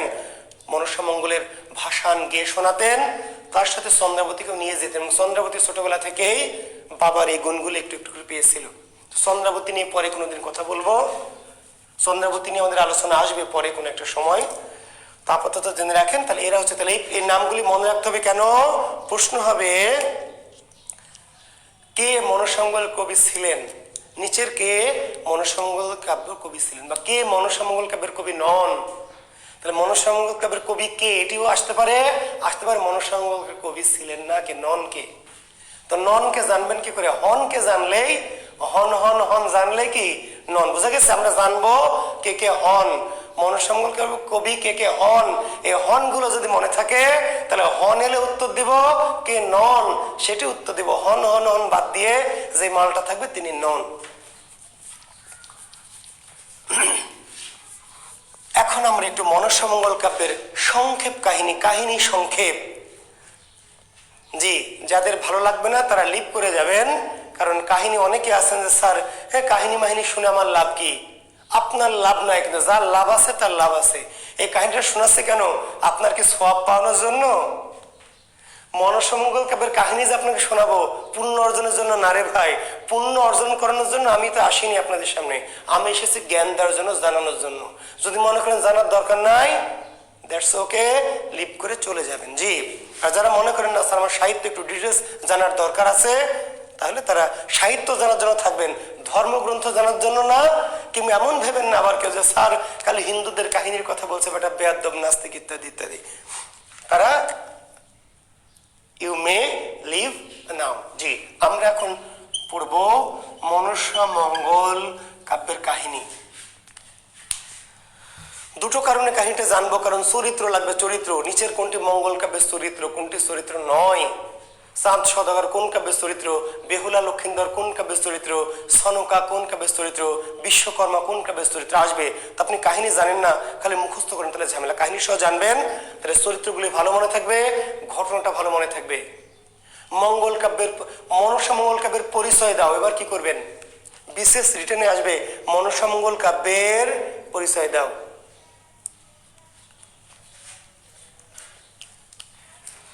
একটু জি, তো মনসামঙ্গল কাব্য আমরা শুরুতেই বলেছি যে দেবী মনসার পূজা প্রচারের উদ্দেশ্যে প্রতিটি মঙ্গল কাব্যের উদ্দেশ্য এক, সেম টু সেম, এবং প্রতিটা মঙ্গল কাব্যের কাহিনীও কি অনেকটাই সেম টু সেম। প্রতিটি মঙ্গল কাব্যের উদ্দেশ্য এক, উদ্দেশ্য কি ওই নির্দিষ্ট দেবদেবীর পূজা প্রচার। আর ঘটনাগুলি কি চরিত্রগুলি আলাদা, কিন্তু ঘটনাগুলি অনেকটাই সেম টু সেম, একেবারেই সেম সেম। যখন সবগুলি কাহিনী বলবো তখন টের পাবেন যে আসলে স্যার আপনি ঠিকই বলেছিলেন, same to same, same same. আমার ক্লাস যারা বোঝে না, আমাকে যারা বোঝে না, যারা টিক চিহ্ন দিয়ে রাখে মনে মনে, এরা অজ্ঞান, এরা জন্মের অগা। ভাই আমি কোনো অধার্মিক নই, আমি মোটামুটি ধার্মিক, খুব ধার্মিক না। আমার আবার হিন্দু খ্রিস্টান এগুলো ধর্মের প্রতি আমার কোনো বিদ্বেষও নাই, বোঝা গেছে? আমি ধর্ম বিদ্বেষীও না, আবার অতি ধর্মপরায়ণ না, আবার ধর্ম পালন করি না তা নয়। তো আমাকে যারা বোঝে না, আমাকে যারা অন্যভাবে নেয়, তারা মহামগা। জি, তাহলে মনসামঙ্গল কাব্যের উদ্দেশ্য কি দেবী মনসার পূজা প্রচার, ক্লিয়ার? মনসার পূজা প্রচার। এখন মনসা দেবী পূজা পেতে চান, মনসা দেবী কি করতে চান? পূজা পেতে চান পৃথিবীতে। আচ্ছা, স্বর্গে কি দেবীদের পূজার কোনো অভাব আছে? বলেন তো।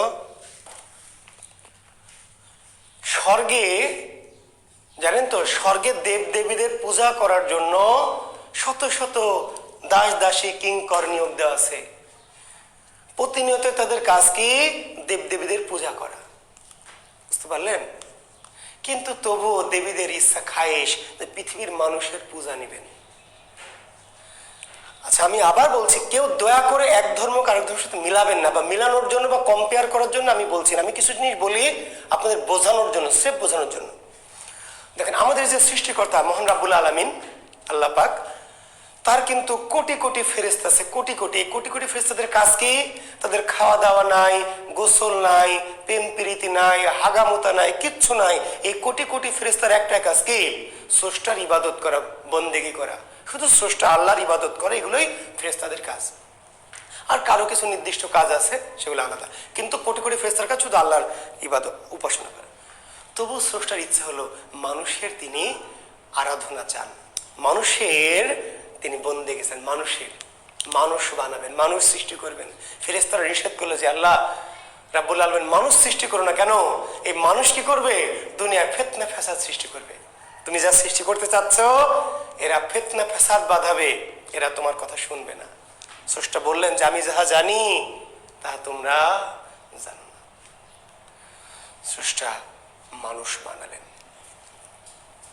এখন ভাবেন যে এই যে কোটি কোটি ফেরেশতারা স্রষ্টাকে সারাদিন শুধু স্রষ্টারই আরাধনা করছে, আল্লাহর ইবাদত করছে, তাদের অন্য কোনো কাজই নাই।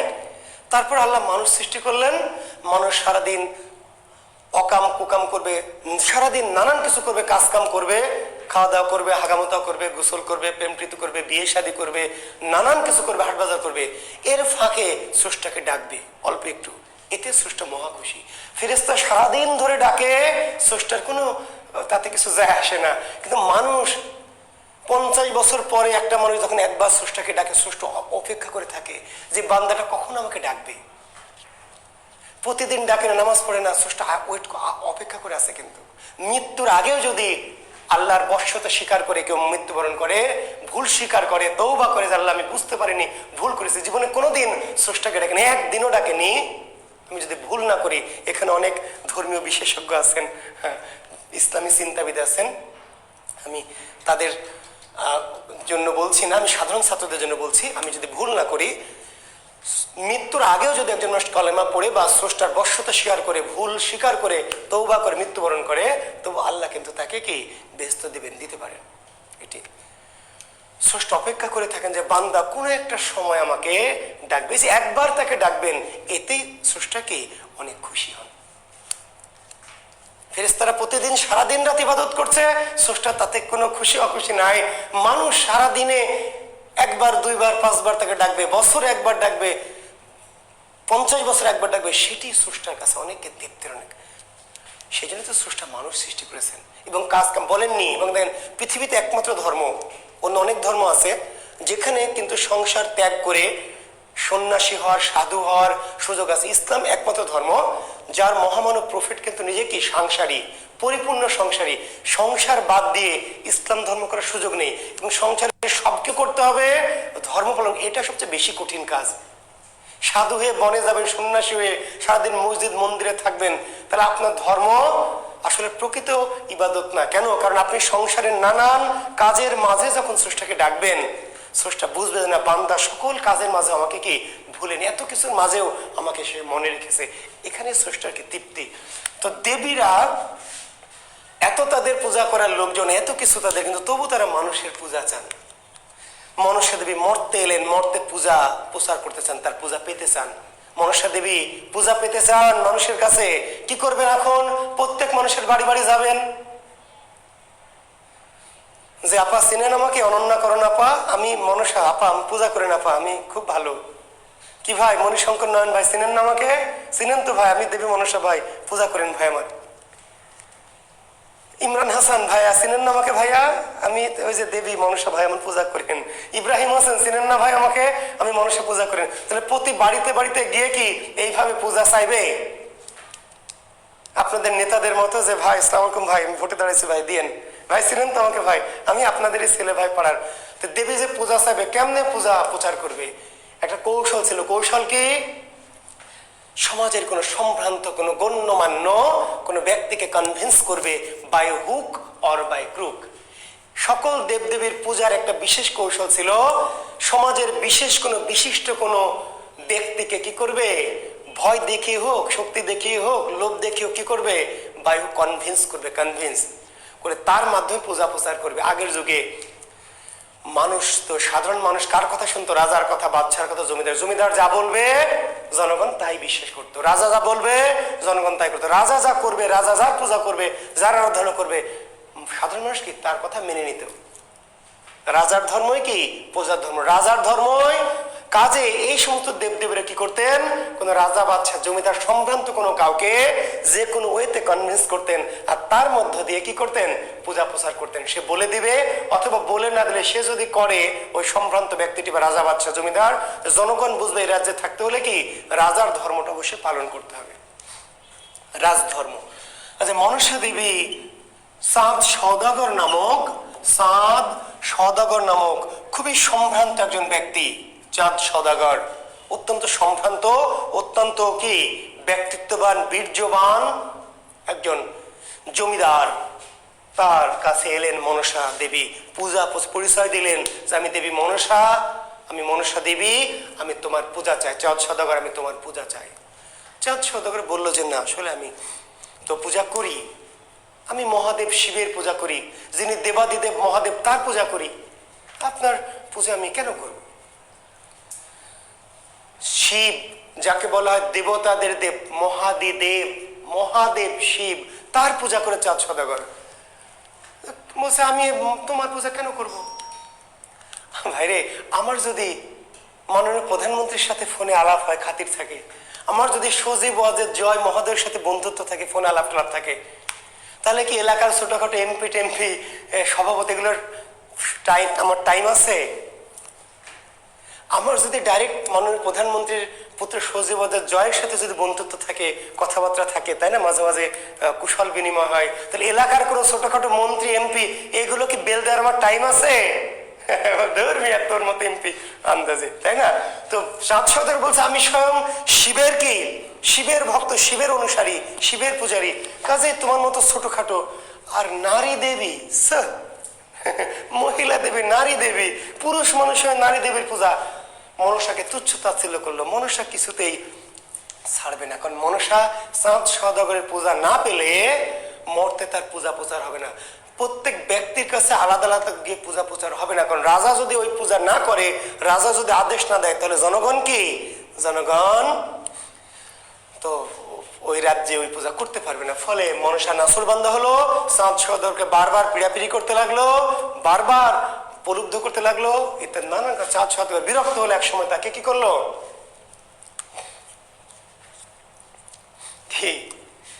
লাথি মারলো দেবীকে, মনসা দেবীকে লাথি মারলো চাঁদ সওদাগর। এমন লাথি মারলো, এই লাথির চোটে দেবীর কাঁখাল ভেঙে গেল, কাঁখাল।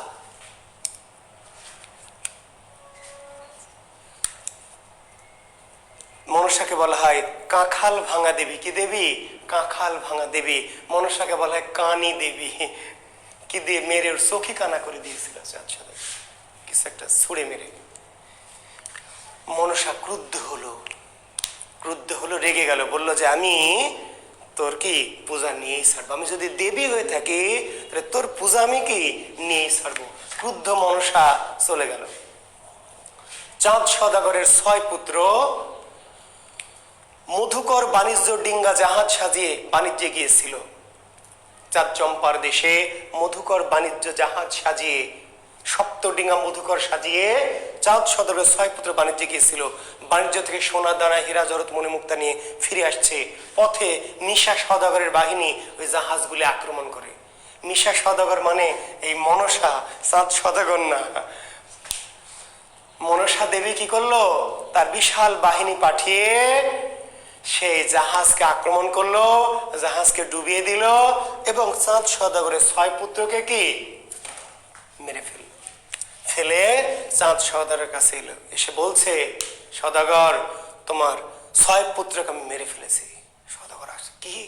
বলছে হ্যাঁ, তুমি আমাকে, আমার ক্ষমতাকে অস্বীকার করেছো, আমাকে তুমি তাই না তুচ্ছ তাচ্ছিল্য করেছো, তার পরিণাম দেখো, তোমার বংশকে আমি নির্বংশ করে দিয়েছি, তোমার বংশকে আমি নির্বংশ করে দিয়েছি। কিন্তু তুমি যদি আমার পূজা করতে এখনো রাজি হও, আমার বর্ষতা স্বীকার করতে, তোমার তাহলে আমি 6 পুত্রকে আমি বাঁচিয়ে দিব। হু হু হা হা হা। চাঁদ সাদা বলছে শয়তান, আমি তোর মতো দুষ্টু বেয়াদ্দ দেবীর পূজা কখনোই কি করবো না, আমি মরে গেলেও না। আর আমি এখনো নির্বংশ হইনি, আমার ছোট পুত্র লক্ষিন্দর আছে। এই ছোট পুত্র লক্ষিন্দর চাঁদ সহোদর সনকা। সনকা এই মনসা দেবীর কাছে আরাধনা করে পুত্র সন্তান, শেষ একটি পুত্র লাভ করেছিল যার নাম হচ্ছে লক্ষিন্দর। এই সনকা আবার ছিল মনসার ভক্ত, যেহেতু মহিলা, জি সনকা কিন্তু মনসার ভক্ত, মনসাকে পছন্দ করত, গোপনে গোপনে মনসার পূজা করত সনকা। এবং এই সনকা আরাধনা করে মনসার কাছ থেকে একটি শেষ পুত্র লক্ষিন্দরকে পেয়েছিল।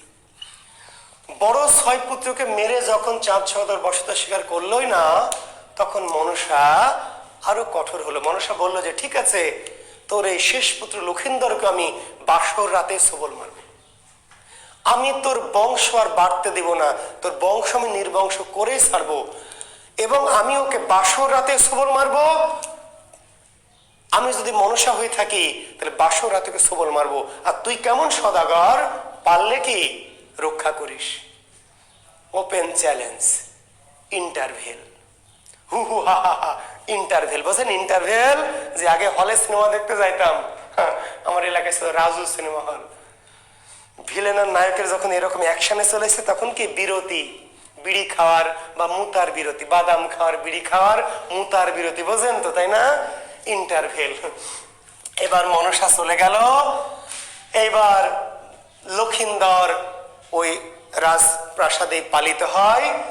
সনক এবং চাঁদ সদাগর থেকে বাইরে বের হতে দেয় না, ঘরের মধ্যে রাখে। কিন্তু যুবরাজ আস্তে আস্তে বড় হয়, বেড়ে ওঠে। মায়ের মন কি করবে, লক্ষিন্দরকে তখন কি করে পিছনের দরজা দিয়ে বের করে দেয়। লক্ষিন্দর বাইরে বের হয় চুপি চুপি, চাঁদ সদাগর জানে না, বাইরে যায় ঘুরে ফিরে। এইভাবে বাইরে যেতে যেতে এক সময় পাশের রাজ্যের রাজকন্যা বা জমিদার কন্যা বেহুলার সাথে তার কুসকুস হুতাহে হয়ে যায়। এই বেহুলার সাথে চাঁদ লক্ষিন্দরের কুসকুস হুতাহে হয়ে যায়, বুঝেন না? ওই যে ইলিয়াস কাঞ্চনের অঞ্জু আপার যেমন হয় বেদের মেয়ে জ্যোৎস্না সিনেমায়, ওই টাইপের ঘটনা ঘটে। এবং এটা আস্তে আস্তে মা জানতে পারে, সনকা খুশি হয়, প্রতিবেশীরা জানতে পারে, মন্ত্রী টন্ত্রী পুরোহিত সবাই জানতে পারে, শুধু জানতে পারে না চাঁদ সদাগর। এরপর এক সময় লক্ষিন্দরের বিয়ের প্রস্তাব দেওয়া হয় চাঁদ সদাগরের কাছে। সনকা বলে যে ছেলের বিয়ে দিতে হবে, বিয়ে দিয়ে বংশ বাড়াতে হবে। চাঁদ সদাগর বলছে না, কখনোই আমার ছেলের বিয়ে দেব না। চাঁদ সদাগর লক্ষিন্দরের বিয়ে দিবে না, সনকা বিয়ে দিতে চায়। রাজ্যের সবাই বিয়ে, জনগণ অতিষ্ঠ হয়ে গেছে, জনগণ বিরক্ত হয়ে গেছে চাঁদ সদাগরের প্রতি। কেন? যে রাজার 6 পুত্র তো আগেই মরে গেছে, একটি যুবরাজ আছে, তাকে দ্রুত বিয়ে দিয়ে কি করতে হবে, বংশের ধারা বাড়াইতে হবে, রাজার বংশধারা বাড়াইতে হবে। জনগণ চায় রাজার কি অনেক বংশ থাকুক আর কি। তো কাজেই চাঁদ সওদাগর জনগণ খেপে গেল। সে মন্ত্রী রাজাকে জিজ্ঞেস করছে চাঁদ সওদাগরকে যে হুজুর আপনি করছেন কি, জনগণ তো বিদ্রোহ করবে, কেন আপনি যুবরাজের বিয়ে দিচ্ছেন না? বংশ বাড়াতে হবে না, আপনাকে আট করে রাজা বলছে মানুষ, আপনার বংশধারা বাড়ছে না। বলছে আমি তো বিয়ে দিতেই চাই মন্ত্রী, কিন্তু কি করব বলো, আমার তো ভয় পাই। ওই বেয়াদব দেবী, ওই দুষ্ট দেবী আমাকে বলে গেছে যে চাঁদ সওদাগরকে বাসর রাতে সবল দিবে, কাজে বিয়ে দিলে তো আমার পুত্র হারাতে হবে, আমি বংশ বাড়াতে গিয়ে আমার পুত্র হারাতে কি চাই না। মন্ত্রী বলছে হুজুর এইটা কোনো কথা বললেন আপনি? আমার মতো মন্ত্রী থাকতে আপনি এই সামান্য এই মনসার ভয় করেন, এটা একটা কথা বললেন? আর শুধু বাসর রাতে সবল দিবে, আর কোনো রাতে তো না, কোনো ব্যাপার না। এমন বাসর ঘর বানাবো, এমন বাসর ঘর তৈরি করবো, মনসা তো দূরে থাকে, মনসার বাপও ঢুকতে পারবে না। সাপ তো সাপ, সাপের বাপ ঢুকতে পারবে না। চাচু বলছে তাই নাকি, এরকম বাসর ঘর? বিশ্বকর্মাকে ডাকা হলো, বিশ্বকর্মাকে ডাকা হলো। বিশ্বকর্মা ছিল সেই সময় সবচেয়ে বড় কি কর্মকার, বিশ্বকর্মা, তাকে ডাকা হলো। এই বিশ্বকর্মা এলেন, ঠিক আছে। এই বাড়ি থেকে ফোন দিতে সব অজ্ঞান হয়ে গেল, রিলে কর, ফোন দিতে বল তাড়াতাড়ি। এবার কি হলো, তখন বিশ্বকর্মা বললো যে হ্যাঁ হুজুর করা যাবে, এক রাতের জন্য একটা এমন বাসর ঘর তৈরি করব লোহা দিয়ে, নিশ্ছিদ্র বাসর ঘর, এমন একটু বড় করে বানাবো যার মধ্যে যতটুকু আলো বাতাস থাকবে আমরা খাবার দাবার দিয়ে দিব, যেটুকু একটা রাত স্বামী স্ত্রী এক রাত আরামে থাকতে পারবে। সেই পরিকল্পনা যে কাজ শুরু হয়ে গেল, বাসর ঘর বানানো শুরু হয়ে গেল। বাসর ঘর কোথায়? এই যে বগুড়ার মহাস্থানগড়ে। আসলে এটা সত্য না কিংবদন্তি জানি না ভাই, আমি মজা করলাম। কিংবদন্তি আছে বগুড়ার মহাস্থানগড়ে বেহুলার বাসর ঘর আছে, তা আসলে এখানেই কিনা অন্য কোথাও, কিংবা আসলে এরকম ছিল কিনা, এটা কাহিনী কিনা সেটা নিয়ে আমরা জানি না। সত্য অসত্য, সত্য না মিথ্যা, এগুলো নিয়ে আমরা জানছি তথ্য, কবি লিখেছেন তাই, সত্য না মিথ্যা যা কিছু তাই হোক। তো এইভাবে একটা বাসর ঘর, লোহার একটা বাসর ঘরের পরিকল্পনা করে লোহা দিয়ে বাসর ঘর বানানো হবে, যেখানে ছোট্ট একটি দরজা থাকবে, ছোট্ট, যে দিক দিয়ে বেহুলা লক্ষিন্দরকে ঢুকিয়ে দেওয়া হবে, ঠিক আছে, এবং এটাকে সিল করে দেওয়া হবে, সিল গালা করে দেওয়া হবে, এমন নিশ্চিত করে বাতাসে ঢুকতে পারবে না।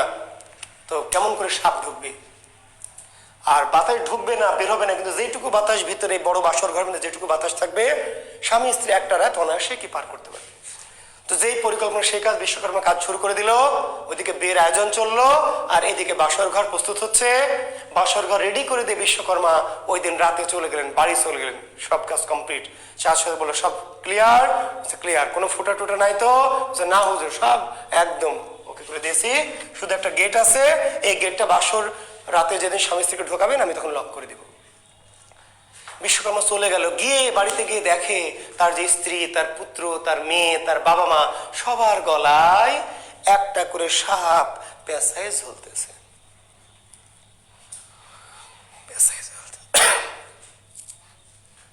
এবার বেরোলো মনসা মিশা সওদাগর, এসে বলছে বিশ্বকর্মা এক্ষুনি তুমি ওখানে যাবে, গিয়ে ওই বাসর ঘরে একটা ফুটা করে আসবে এক্ষুনি, যদি ফুটা না করে আসো তাহলে তোমার বংশ আমি আজকেই কি করবো, নির্বংশ করে।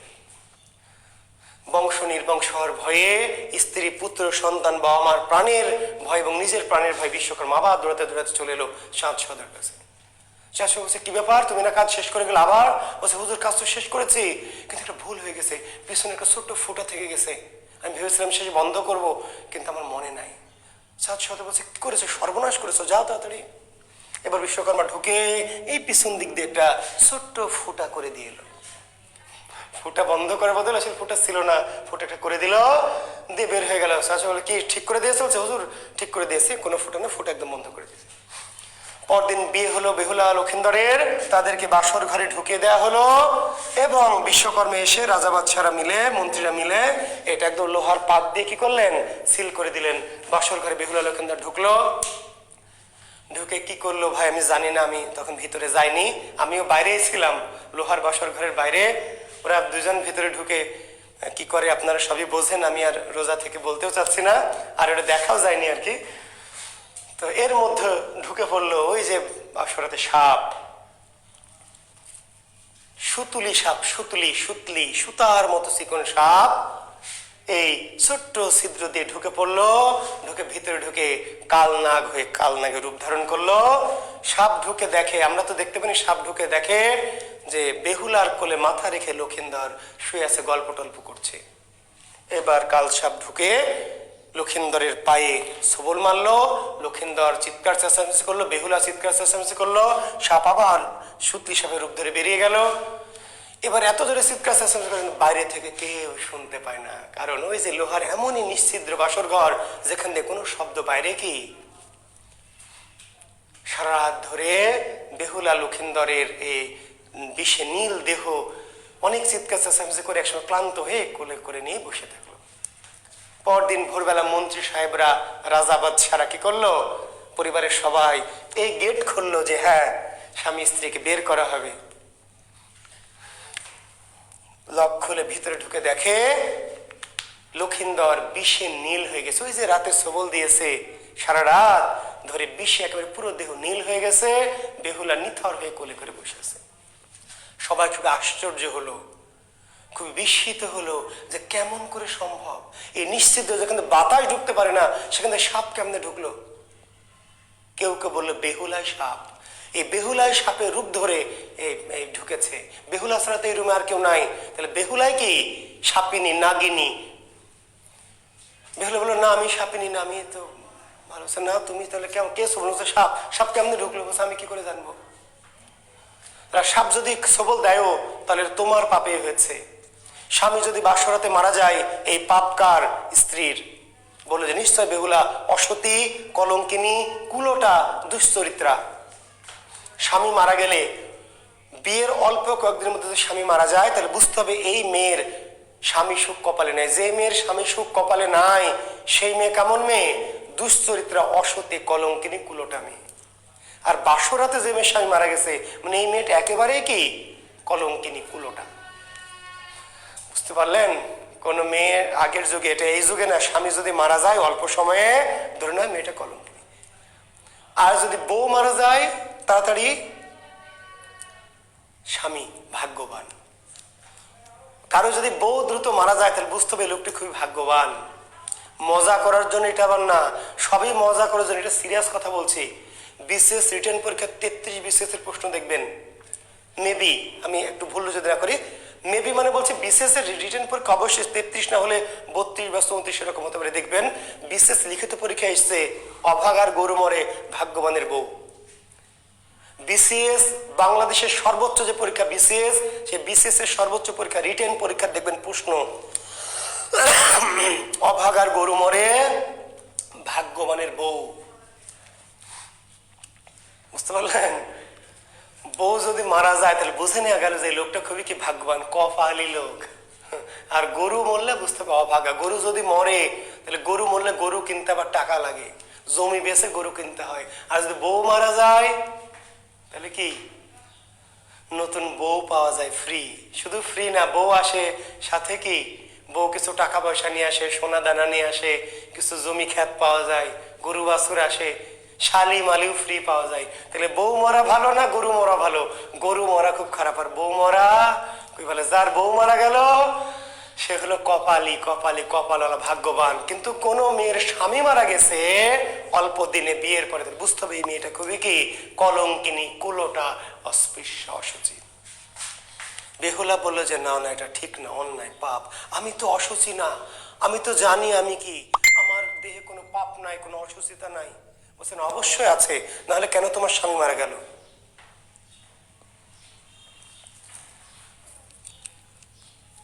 আমি তো কোনো পাপ করিনি। বেহুলা বলছে আমি তো জানি আমি নিষ্পাপ, আমি পবিত্র, আমি তো কোনো না, পাপ অবশ্যই আছে।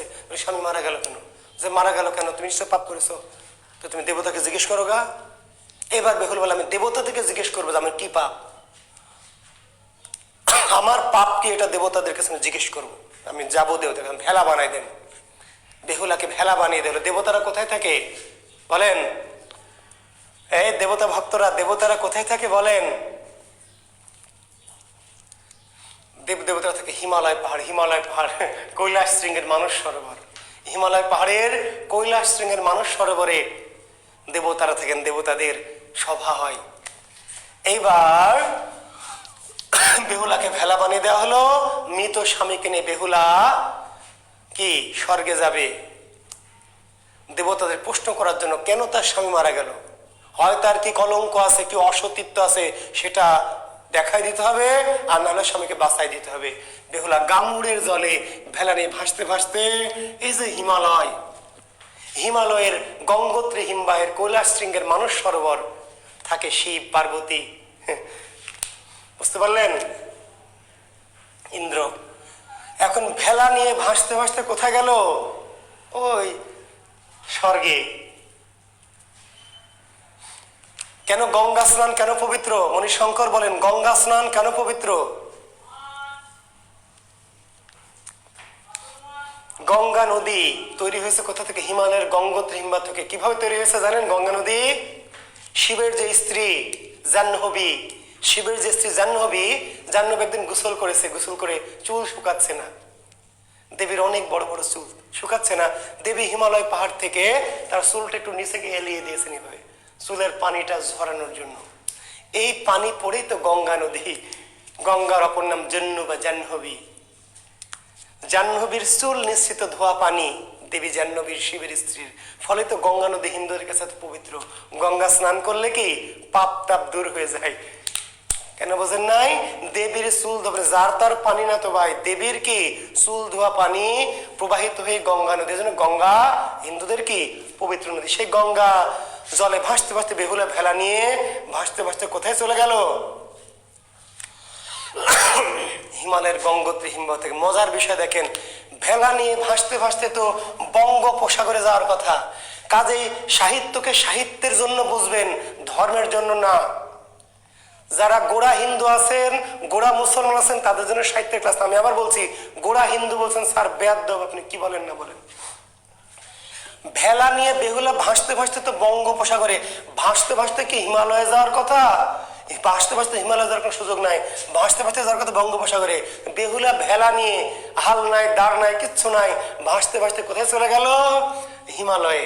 যাক গেল, যাক গা, আমাদের কি, লেখক যাওয়াইছে, বেহুলা গেছে, আমাদের কিছু করেন নাই। গিয়ে জিজ্ঞেস করলো ওখানে দেবতাদের, দেবতারা প্রাণ ফিরিয়ে দিতে কেউই চায় না। শেষে বেহুলাকে বলা হলো ইন্দ্রের সভায় কি করতে হবে? নাচতে হবে। ইন্দ্র খুব নাচ পছন্দ করেন, দেবতারা খুব নাচ গান পছন্দ করেন, শরাব দ্বারা পছন্দ করেন। তো ইন্দ্রের সভায় নেচে যদি তুমি ইন্দ্রের মনোরঞ্জন করতে পারো, তাহলে কি ইন্দ্র তোমাকে বর দিতে চাইবে, তখন তুমি তোমার স্বামীর জীবন চেয়ে নিবে। বেহুল, অন্য দেবতারা বুদ্ধি দিল, একমাত্র ইন্দ্র এটি করতে পারে। ইন্দ্রের সভায় বেহুলা নাচলো মৃত স্বামীকে পাশে রেখে। জীবনানন্দ দাশ, নাস্তিক কবি জীবনানন্দ দাশ, হিন্দু ধর্ম অনুযায়ী নাস্তিক, কি বলছে জানেন? কি বেহুলা নেচেছিল অমরাই, বেহুলা নেচেছিল অমরাই, বাংলার নদী মাঠ ভাটফুল ঘুঙুরের মতো তার কেঁদেছিল পায়। জীবন দাস বলছে ওরা কি দেবতা? পিশাচ, ওরা মানুষও না, মানুষের চেয়েও খারাপ। দেবতা না। কেন দেবতা না? বলছে একজন, একটা মেয়ে স্বামী মারা গেছে, মৃত স্বামীকে নিয়ে সে গেছে সেখানে, তাকে বলছে সুন্দরী তুই নাচ। এটা মানুষও তো বলতো না। একটা মানুষ মরা স্বামীকে নিয়ে গেছে এক জায়গায় ফরিয়াদ জানাতে, তাকে বলছে সুন্দরী তুই নাচ, নেচে মনোরঞ্জন কর। এরা কি দেবতা? সে মানুষের চেয়েও খারাপ। এই জন্য তো সাহিত্যিকদের বলা হয় কি নাস্তিক। হিন্দু সাহিত্যিকরা হিন্দুদের কাছে নাস্তিক, মুসলমান সাহিত্যিকরা মুসলমানদের কাছে নাস্তিক। জীবন দাস বলছে ছিন্ন খঞ্জনার মতো বেহুলা নেচেছিল অমরাই, ছিন্ন খঞ্জনার মতো বেহুলা নেচেছিল অমরাই, বাংলার নদী মাঠ ভাটফুল ঘুঙুরের মতো তার কেঁদেছিল পায়। ছিন্ন খঞ্জনার মতো বেহুলা নেচেছিল। কেমন করে? ছিন্ন খঞ্জনার মতো। খঞ্জনা পাখিকে গলা কেটে ছেড়ে দিলে পাখি যেমন করে নাচে, মুরগিকে জবাই করে ছেড়ে দিলে মুরগি যেমন করে নাচে, বেহুলা তেমন করে। যার স্বামী মরে গেছে, যার স্বামীর লাশ এই পাশে আছে আর সে এখানে নাচছে, সেই নাচটাকে নাচ আসলে? ছিন্ন খঞ্জনার মতো বেহুলা নেচেছিল অমরাই, বাংলার নদী মাঠ ভাটফুল ঘুঙুরের মতো তার কেঁদেছিল পায়। বাঙালি নারী, সতী নারী বেহুলাকে দেবতার অস্পৃশ্য করে দিয়েছিল, অসতী করে দিয়েছিল। তো যাই হোক, আমরা সে ধর্মীয় আলোচনায় যাব না ভাই। ধর্মকে ধর্মের জায়গায় রাখবেন, সাহিত্যকে সাহিত্যের জায়গায় রাখবেন, দয়া করে দুটোকে মেলাবেন না, মেলালে বিপদ হবে। বিশ্বাস অবিশ্বাসের দরকার নাই, সাহিত্য বিশ্বাস করার দরকার নাই, সাহিত্য সাহিত্য, ধর্ম বিশ্বাস করবেন, সাহিত্য পড়বেন, বাস শেষ। তো যাই হোক, ইন্দ্রে খুব খুশি হলো, কারণ প্রতিদিন স্বর্গের অপ্সরা বেশ্যাদের নাচ দেখে, হঠাৎ করে বাঙালি মেয়ে বেহুলার নাচ দেখে খুব খুশি হলো। বললো কি বর চাও, বলো কি বর চাও? বললো আমি বর চাই। হ্যাঁ বর, কি বর চাও? বলছে আমি বর চাই। বর চাও মানে? বলছে আমার বর ওই যে মরে আছে পাশে, আমার বরের জীবন ফিরাই দেন। বলছে না, এটা মৃত মানুষের জীবন কেমনি ফিরাই দেওয়া হবে? বলছে না, আপনি আমাকে দিতে চেয়েছেন, দিতে হবে। দেবতার একবার যে কথা দেয়, সেই কথা যদি না রাখে তার দেবত্ব নষ্ট হয়ে যাবে। ইন্দ্র বিপদে পড়ে গেল, মনসাকে ডেকে পাঠানো হলো। বললো যে তুমি, কারণ যে জীবন নিয়েছে তারই দেওয়ার অধিকার, বললো যে জীবন ফিরে দাও। যে জীবন ফিরিয়ে দিতে পারি, কিন্তু আমার পূজা করতে বলতে হবে ওনার শ্বশুরকে। ইন্দ্র বেহুলাকে বলে দিল, ঠিক আছে মনসা প্রাণ ফিরিয়ে দিবে, কিন্তু তুমি তোমার শ্বশুরকে গিয়ে বলবে যে সে যেন মনসার পূজা করে। বলো দেবতারা বলে দিয়েছে মনসার পূজা করলে কোনো আপত্তি নাই, শিবের পূজা করছে করুক, কিন্তু পাশাপাশি যেন কি মনসারও পূজা করে। এবার মনসা লক্ষিন্দরের জীবন ফিরিয়ে দিল। বেহুলা আবার স্বামী জীবন ফিরিয়ে নিয়ে চলে এলো কোথায়? মর্তে চলে এলো। এতদিনে নিঃসন্তান হয়ে, সন্তান হারা হয়ে চাঁদ সদরের অবস্থা খুবই করুণ। আগে তো 6 পুত্র মরে তবু নিজেকে শোক সামলেছিল, শেষ পুত্র মারা গেলে সে আর ততদিন অনেক বয়সও হয়ে গেছে, শেষ বয়সে একমাত্র পুত্র সেও মারা গেছে, বংশ নির্বংশ হয়ে গেছে। আর আগের যুগে যেই রাজার সন্তান থাকে না, বংশ নির্বংশ হয়ে যায়, সেই রাজাকে জনগণ মানে না। জনগণ তাদেরকে বলে আটকুড়ে রাজা, আটকুড়ে রাজা, অপয়া রাজা। এই রাজার মুখ দেখলে অমঙ্গল হয়। মানুষ ততদিনে কি রাজার প্রতি খারাপ ধারণা, যে রাজার সন্তান সে রাজা আসলে রাজা না, অপয় রাজা। এই অবস্থায় খুব খারাপ অবস্থা। তো যাই হোক, যখন বেহুলা লক্ষিন্দরকে নিয়ে ফিরে এলো, চাঁদ সদাগর যেন প্রাণ ফিরে পেলো, আনন্দ উদ্দোলিত হলো। বেহুলা বললো যে থামুন, আপনি সন্তানকে ফিরে পেলেন ভালো কথা, কিন্তু আপনাকে অবশ্যই কি করতে হবে? দেবী মনসার পূজা করতে হবে। এবার চাঁদ সদাগর বিপদে পড়ে গেল। কি করছে? না না, কেমন করে, কি করে? আমি যে হাত দিয়ে মহাদেবের পূজা করি, সেই হাত দিয়ে ওই দুষ্ট দেবীর পূজা আমি কেমন করে করব? না না না, আমি ওই দেবী, দুষ্ট দেবী, নারী দেবীর পূজা করতে পারবো না। বেহুলা বলে যে না, তাহলে আপনার পুত্রকে কিন্তু আবার মেরে ফেলবে। এবং দেবতারা বলে দিয়েছে, দেবতাদের সভা থেকে বলে দিয়েছে যে মনসার দেবী, কাজে আপনি শিবের পূজা করেন, মনসারও পূজা করা যাবে, কোনো সমস্যা নাই। চাঁদ বলছে কিন্তু কেমন করে? যেই হাত দিয়ে আমি, যেই পবিত্র হাত দিয়ে আমি শিবের পূজা করি, সেই হাত দিয়ে মনসা পূজা? নইব নইব চ। আচ্ছা ঠিক আছে, আমি সেই হাত দিয়ে করব না, আমি বাম হাত দিয়ে করব। আমি ডান হাত দিয়ে শিবের পূজা করবো, ওই হাত দিয়ে দুষ্ট দিয়ে মনসা পূজা করব না, করতে হলে বাম হাত দিয়ে করব। বেহুলা মনসাকে জিজ্ঞেস করলো যে আমার শ্বশুর আপনার বাম হাত দিয়ে পূজা করতে চাই, আপনি কি পূজা নিবেন বাম হাত দিয়ে? মনসা বলছে বাম হাত দিয়ে না, বাম পা দিয়ে না, চামচ দিয়ে, আমার দেখার বিষয় নাই। চাঁদ সাথে জিজ্ঞেস করো সে মনসা দেবীর পূজা করবে কিনা, পূজা করবে কিনা সেটি রাজি করাও। কি দিয়ে করবে? পারলে চামচ দিয়ে করুক, সমস্যা নাই। বললো যে হ্যাঁ আপনার পূজা করবে বাম হাত দিয়ে। ঠিক আছে। এবার দেবীর সামনে এসে দাঁড়ালো চাঁদ সদাগর, বাম হাত দিয়ে কি পূজার উপকরণ অর্ঘ্য নিয়ে অনিচ্ছা সত্ত্বে অন্যদিকে ফিরে বাম হাত দিয়ে পূজা দিয়েছিল দেবীকে। এখনো মনসা পূজা আমাদের এই যে বগুড়া বা নওগাঁর কিছু সাঁওতাল পল্লীতে এবং ভারতের কামরূপ, কামাখ্যা, আসাম, নাগাল্যান্ড এসব এলাকায় মনসা দেবীর পূজা হয়। মনসার পূজা কিন্তু ডান হাত দিয়ে না, কোন হাত দিয়ে? যদিও মুখটা ফিরানো আর হয় না, কিন্তু ওই যে চালু হলো বাম হাত দিয়ে পূজা। মনসা দেবীর পূজা এখনো করা হয় কি বাম হাত দিয়ে। চাঁদ সদাগর পূজা করলো, এরপর রাজ্যের সবাই মনসার পূজা করলো এবং বুঝতে পারলো যে মনসা দেবীর পূজা করতে হবে, নাহলে মনসার কোপে কি জীবন বিনষ্ট হবে। কাজে মনসাকে খুশি রাখতে হলে মনসার পূজা করতে হবে। অতপর রাজ্যের সবাই মনসাদের পূজা করলো, অতপর তারা সুখে শান্তিতে বাস করতে লাগলো। মনসা খুশি হয়ে চাঁদ সদাগর যে 6 পুত্র যাকে মেরে ফেলেছিল অনেক আগে, তাদের সবাইকে আবার জীবিত করে দিল, ধন সম্পদ সহ জাহাজ আবার উদ্ধার করে দিল এবং অতঃপর তারা সবাই সুখে শান্তিতে বাস করতে লাগলো। এই হচ্ছে মনসা মঙ্গল কাব্যের কাহিনী। চরিত্রগুলি মনে রাখবেন পিলির জন্য। বেহুলা লক্ষিন্দর, তাহলে বেহুলা লক্ষিন্দর কোন কাব্যের চরিত্র, সনকা কোন কাব্যের চরিত্র, মনসা কোন কাব্যের চরিত্র, চাঁদ সওদাগর কোন কাব্যের চরিত্র, বিশ্বকর্মা কোন কাব্যের চরিত্র, কোনটি মনসঙ্গল কাব্যের চরিত্র, কোনটি মনসঙ্গল কাব্যের চরিত্র নয়। তো শিক্ষার্থী বন্ধুরা, আজকে এই পর্যন্তই আমরা কি হ্যাঁ শেষ করবো এই পর্যন্তই। আগামী দিন আমরা আগামী ক্লাসে, আজকে তো শনিবার তাই না, সোমবারে আমরা আবার 11টায় আসবো ক্লাসে, এবং সোমবারে আমরা কি সোমবার 11টায় না, সোমবার 10:30টায়, একটু বলে দিচ্ছি, একটু আমার পরে কাজ আছে।